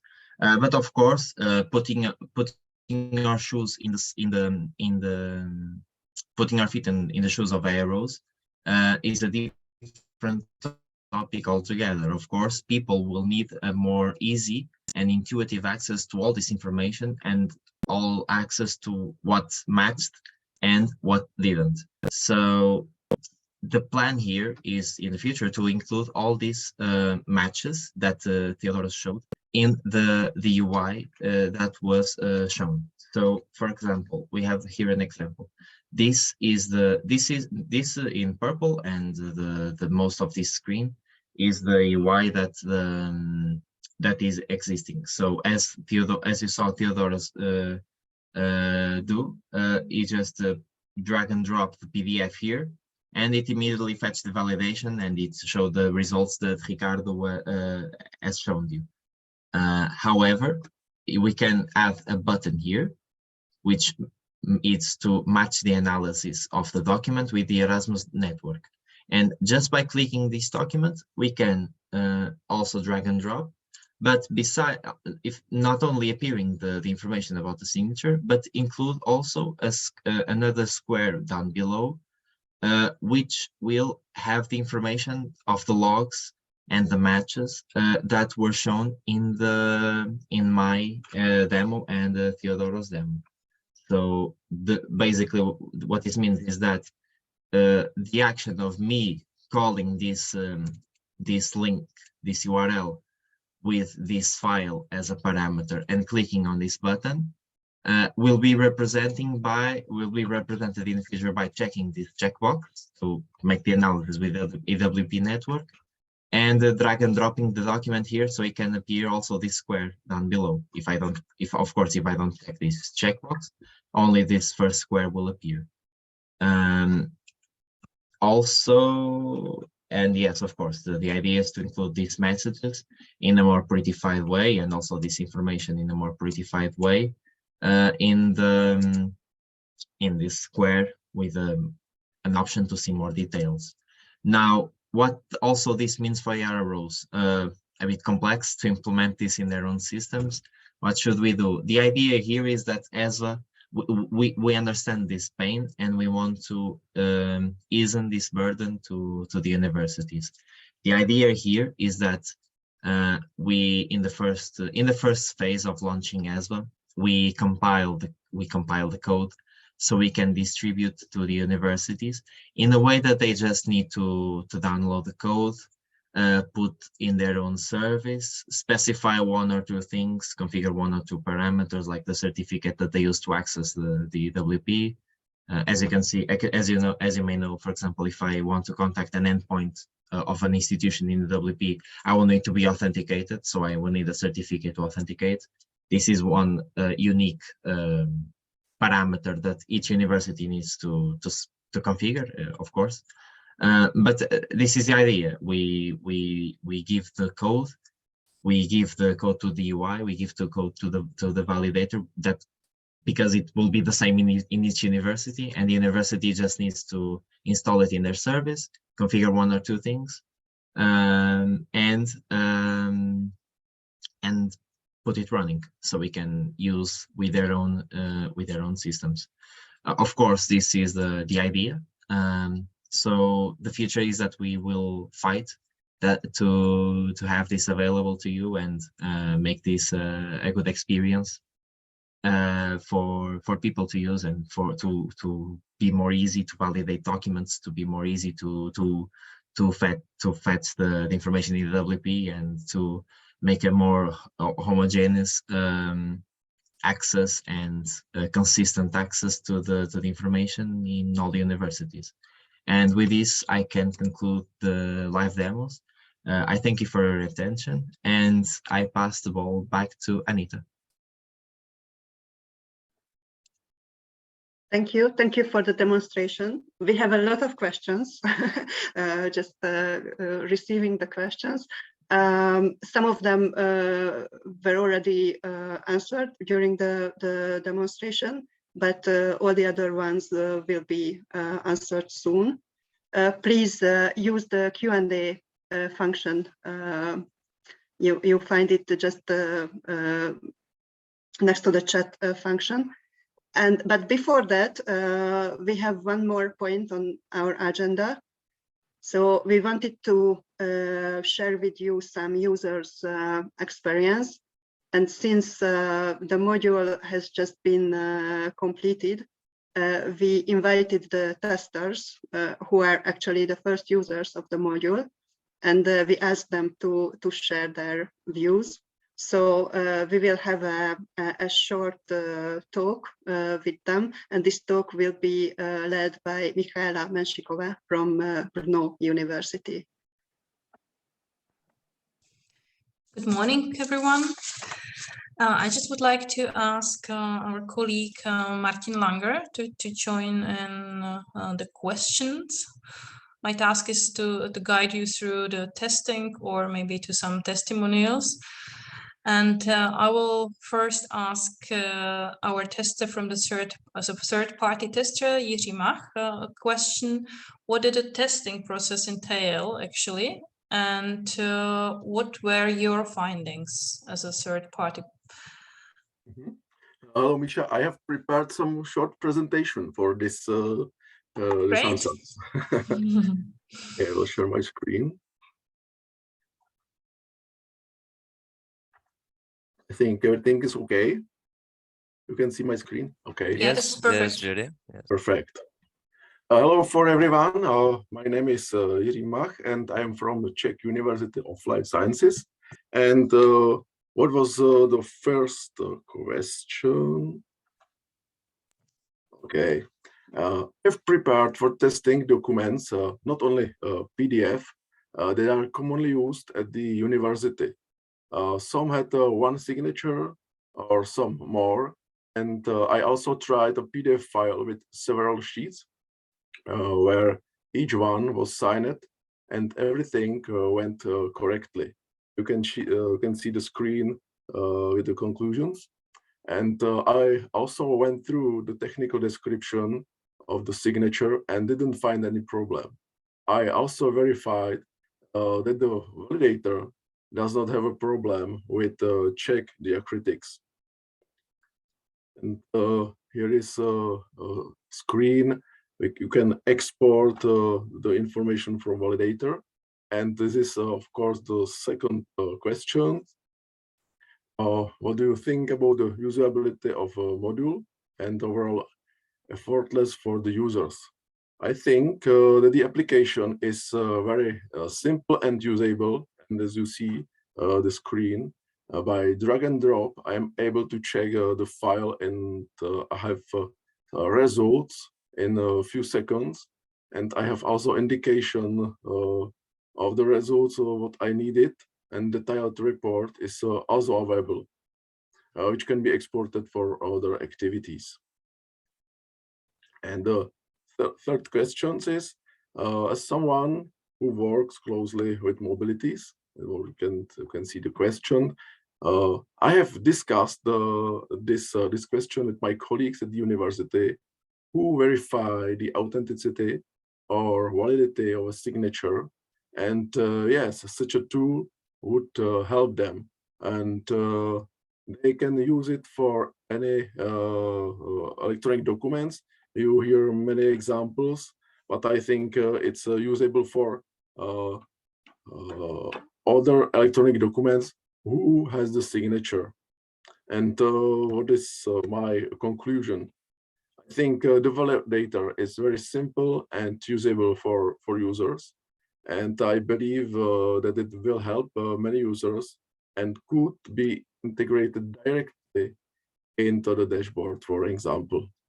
And I think that's all for my view. Thank you very much, Jirko. So this was from the third-party tester information. And I might ask the same question to our colleague, but I just need help from the European University Foundation colleague to let him in as a panelist for Martin Langr. And in the meantime, I just would like to ask you, you said that it is useful for any other documents. So do you think it can be implemented as you're from the Czech University? Do you see the implementation at Czech universities as a good thing? Would it help to prove or validate documents in mobility processes? For the Czech universities, I think there are always specifics in different countries. So would you suggest it for the Czech situation, for the Czech universities to be usable? I'm sorry, unfortunately, we don't see him in the list. So we just can't enable him to speak. Okay. I think I saw that he used the Zoom link, so maybe we can send it once more to him. But I will go then back. Yes, I don't know where is the problem. From Pavla, we have here the panelists Martin Langr. So if you just search, let's go once more back to Jirka. As we have heard nearly everything, but once more the same question will be also for our other colleagues for the Czech universities, as we have specific signatures or validation for signatures. You said that everything went well for the testing. And do you think that in future we will use it as we have several different platforms, what we are using for EWP. Do you think it will be usable for Czech situation, not for other countries, but just specifically for us, Jirko? I think it will be okay, and it will be function in other countries. It wasn't problem because it dysfunction, and I don't know where is what problem will be in the future, because the portal is okay, and I think it's very usable for people. Okay, thank you very much. So I think we have heard testimonial, as we have some technical issues with connecting with other partner. I would say that let's go for the questions first. Can you hear me? This is Martin Langr speaking. Yes, we can hear you. So yeah. that's perfect. I'm not able to switch on camera, but if you can hear me, I just testimony. Yeah, that's perfect. Okay. So this is what we call techno stress when you're not getting in. So I can ask you the same question as Jirka was just answering. What did the testing process entail, and what were your findings as you work on the same as our colleague Theo from the Aristotle University in Thessaloniki on dashboard specifically? So what were your findings, and what was in the testing process?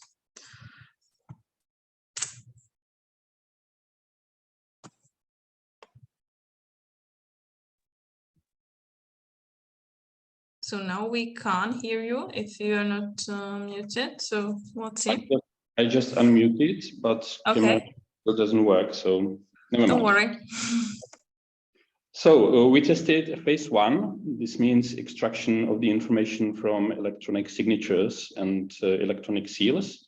And we tested in electronic signature validator, as showed by Ricardo and others. So we had different electronic documents in PDF formats. We equipped them with different qualification levels of e-signatures. It means, for example, we call it simple signature. In Czech Republic, they are so-called commercial because they are lower qualification levels than the others. And 2 higher levels based on qualified certificate. It means ADEC, and as well QEC, so based on qualified certificate and qualified signature creation device. It means a hardware token in my case. Okay. So, and we tested against validator, and we comprise the results with Acrobat Reader.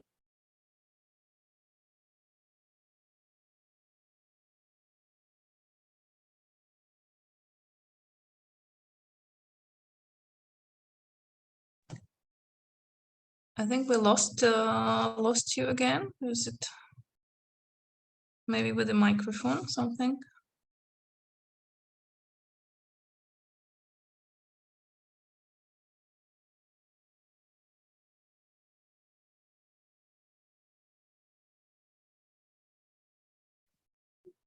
Now we can see you, but it's muted. So I think there was something with the microphone. What about now? Yeah, now we can hear you. But not again, not again. We just heard you for a while. So still we can't hear you. It was just in the one moment when you asked. 1, 2, 3. 1, 2, 3. 1, 2, 3. It works. It works Yes. now. It's strange. I do nothing. So okay. So we used different tools for validating. In first, electronic signature validator, as known as user interface, showed by Ricardo. And then we compared the results with Adobe Acrobat Reader results, and as well with our own signature and validation tool. We call it Smart Card Signer. And we expected the same results because they are based on the same principles. So the tool is linked to IIDAS trusted list, and also based on the same DSS libraries from the technical point of view. So the interim report now, because we are not finished the testing yet, is that we focused on the highest level QES signatures because our clients and partners are using and demanding them most. And the results were surprisingly, or not surprisingly, it's just a point of view, were the same.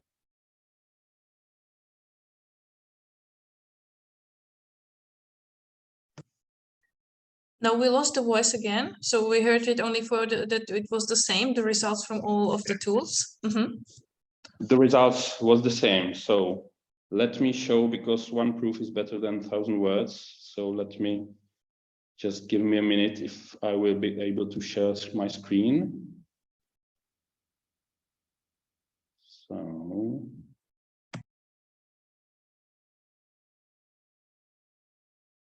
What about now? Can you see my desktop? So on the left side, there is a detailed report from ESVA module, ESVA validator. And on the right side, you have to trust me because it's written in Czech language, but believe me that the results are the same. So this is example of PDF signed with qualified certificate based on a qualified device. And only lower level is concerning the timestamp level. So now we can verify that in total it has passed. Signature is okay with all the certificate chain needed. So this is on the right side the same. And again, the same results. There is something wrong with the timestamps. So in this example, it was used the timestamp authority not qualified, because we do not waste the paper.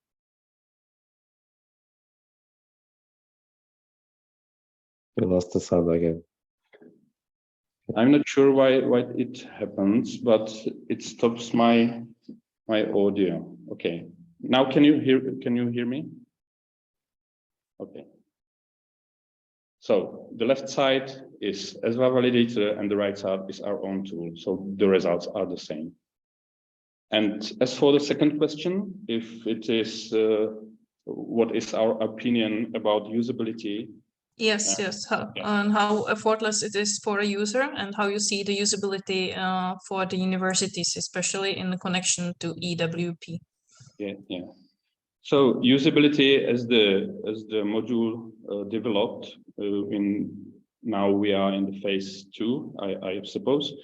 It is very easy and convenient to use, but the most important fact is that the end users, for example, ERO officers and others, has to be provided with a very intuitive and easy understandable way of interpretation of the data in the end user's application, as for dashboard and in-house or cloud solutions. So this is the most important spot from our point of view. Okay, as mentioned by Jiří and previous speakers. So that's our tester experience. Thank you very much. Thank you for the second testimonial. And I will give a word back to Anita for the questions and answers, or the questions from the chat. Thank you, all the testers. Thank you for this valuable feedback.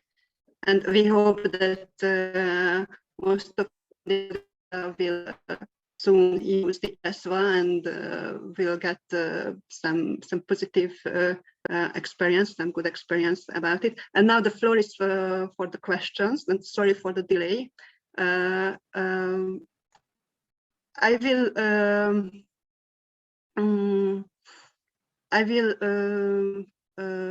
read the questions, and I ask my colleagues from the consortium to feel free to answer if you have the answer for a specific questions. So will it be available in the Erasmus dashboard, I mean the module, or do I have to implement anything in my institution?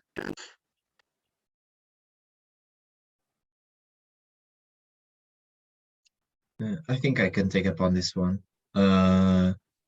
Because I think I already mentioned something like that. Since the final product for users is the user interface, that they can drag and drop the PDFs and click the checkbox to check the EWP network.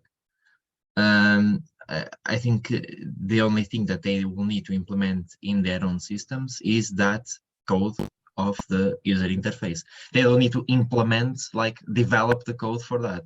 They will just need to take upon our code package, put it in their university service servers, and configure some things, and it should be up and running.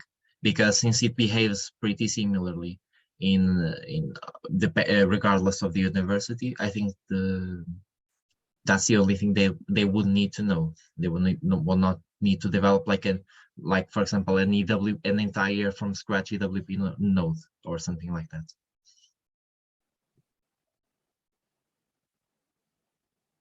Okay, thank you. The next question.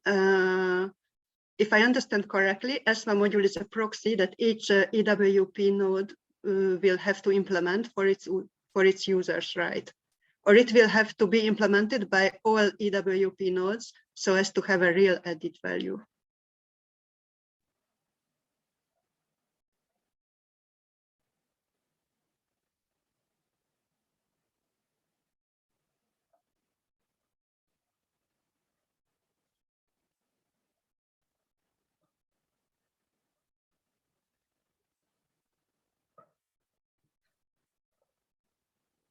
So if I understand correctly, the question it's about the implementation, about the module.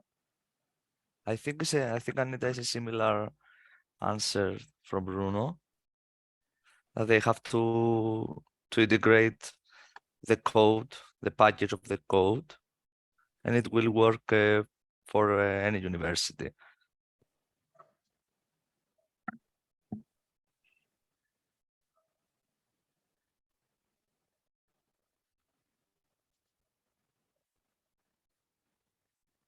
Okay, the next question is, what is the difference between validation online and e-signature regarding EWP process?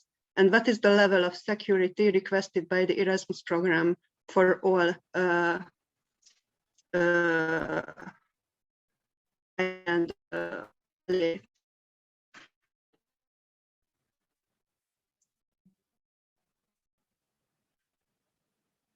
Maybe I can answer.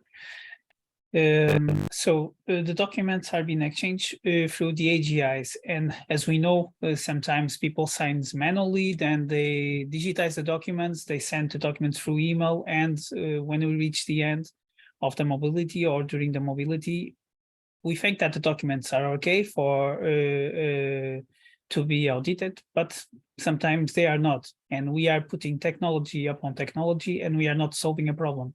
We are encouraging people to use electronic signatures, and they are using in an incorrect way. So this module will not only validate the signatures, but will help people to use the electronic signatures in a correct way. So the documents that are exchanging inside the EWP network and between AGIs, they must be signed by the person or the legal person. So the signature must be an handwritten one or a signature related to a qualified signature, because the person needs to prove that it was the right person to sign that document. It cannot be a machine to sign that document, because there's a mobility process involved.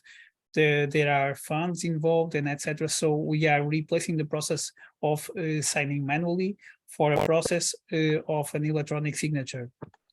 That's why we need to sign these documents in a correct way. That's why the security must be enhanced, and that's why we developed this module.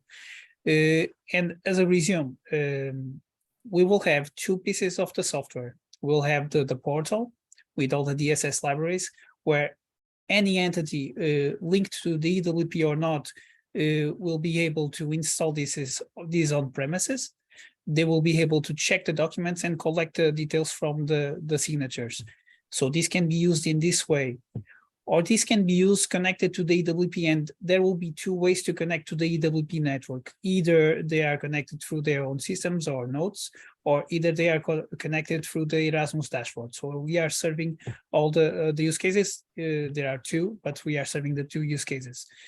And once they want to integrate, they can do by two kinds of integration. One part of the integration will be by code. We are developing a module, a part of the code. It's finished, where people will be able to integrate this portal that you saw with the EWP network. And this will not need an intervention of the IROs to do that part. It will be the IT guys to integrate this. The code will be already developed. They just need to put things together. But we think that this will be very difficult in the first phase for the AGI. So they will be more prone to use an UI. And our idea is to have this UI that you saw already with that button that Bruno showed. So the IROs, as an example, they will be able to place the documents there. They will get the analysis of the document and the report of the match attributes of the EWP network. This is an easy way to validate the documents, but you see there's a manual process on it. So as a first phase, as a first procedure, it will be good. People will be placing there the documents. They will be collecting the EWP analysis. But the idea in the future is of having an integration between their own systems and ESVA, so the information will be validated automatically.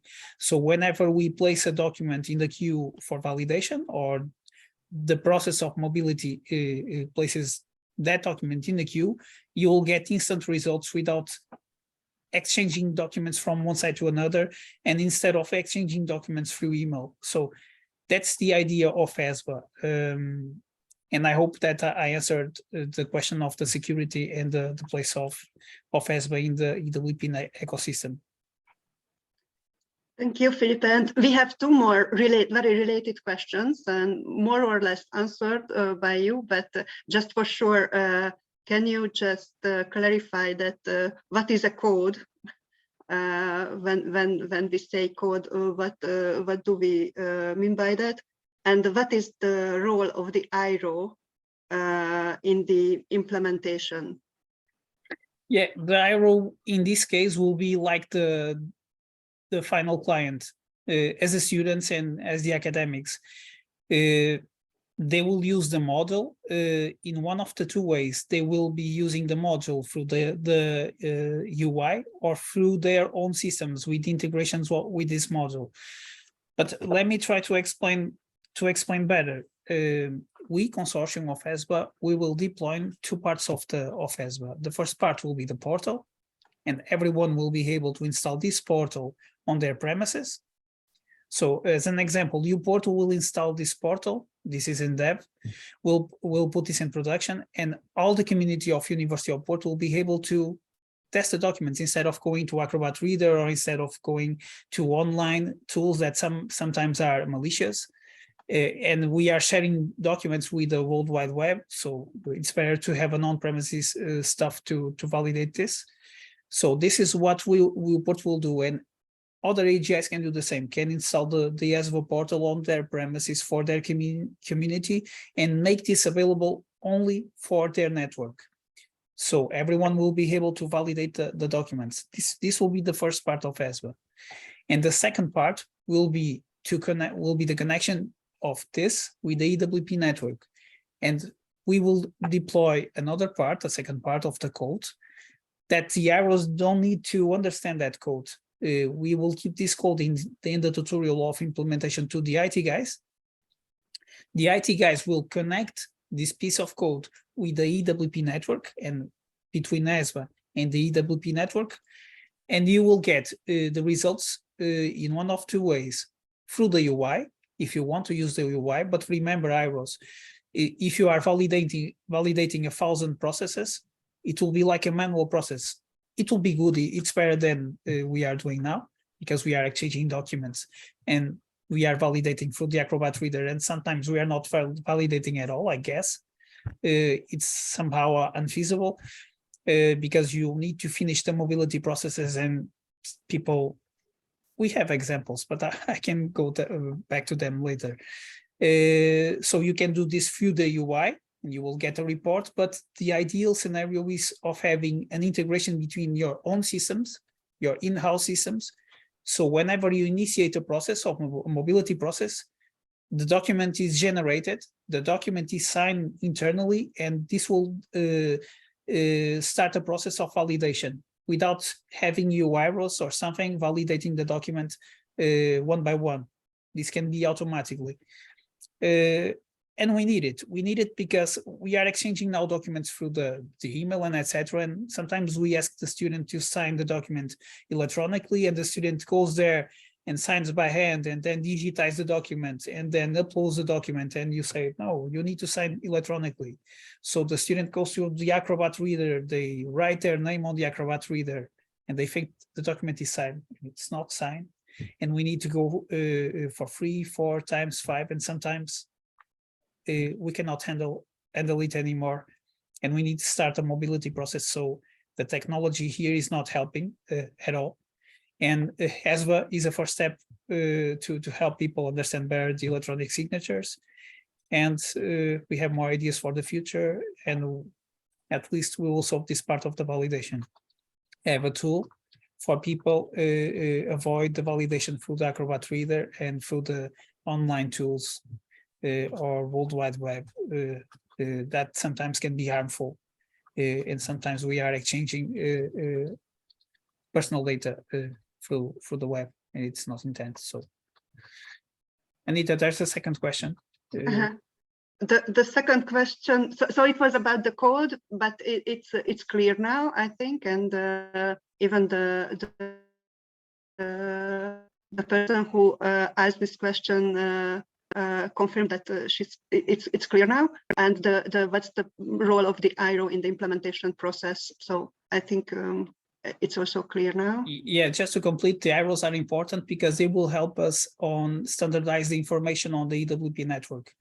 Because in the EWP network, we can find some AGIs without information that is needed, the information of the persons that really are representing their AGI that will be able to sign, because some people are signing, but they are not in the EWP stated as persons in charge for that AGI or something. So we will need the IROs also in that field.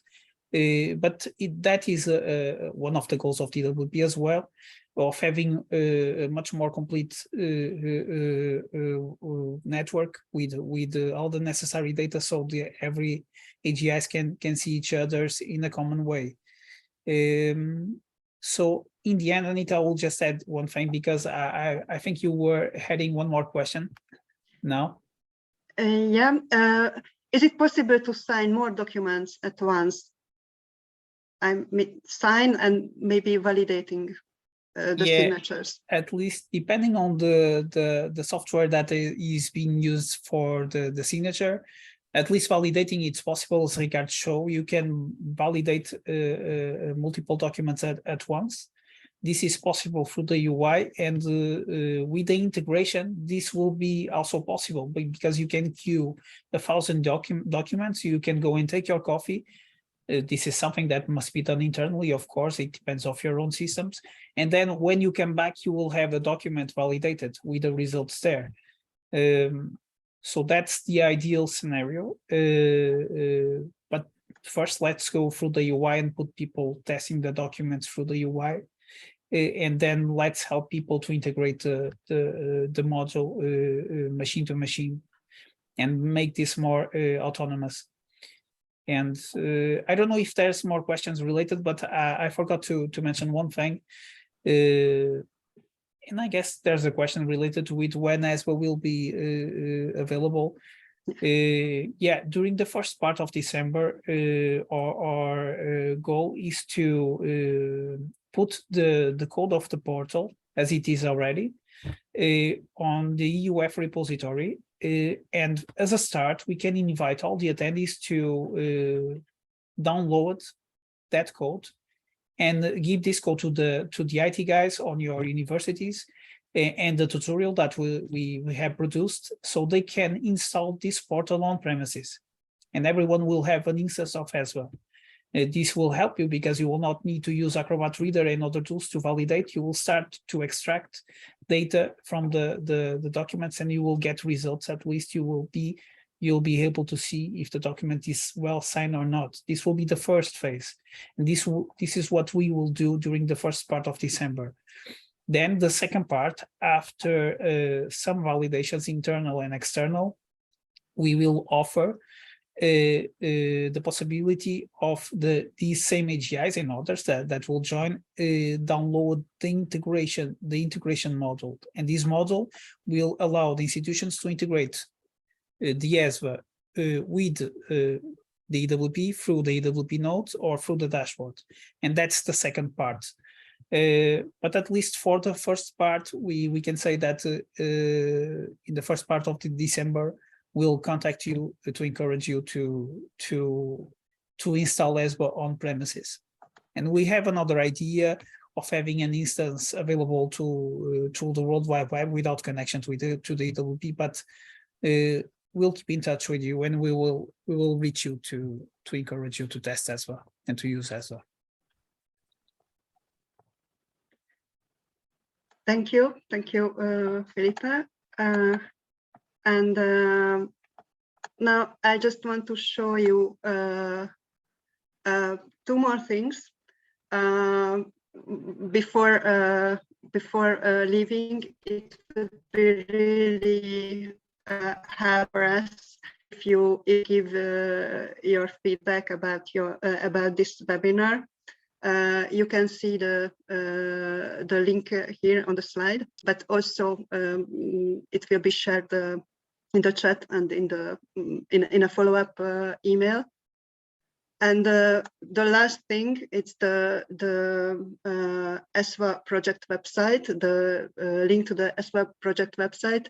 There will be all information available there in this project website, and also from this website you will find the links that Filipe and the colleagues mentioned. So you will find everything about the module here on this web page.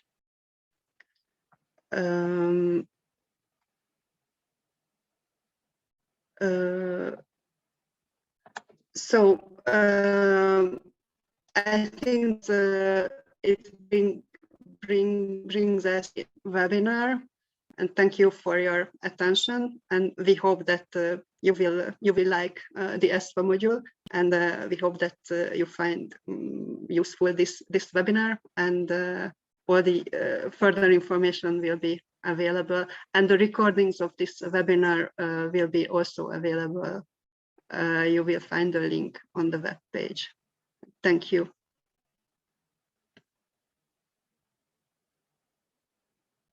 Thank you, everyone. Thank you, Anita. Thank you, everyone, also for being here. Thank you, everyone, as well. Thank you, everyone. Thank you. Thank you.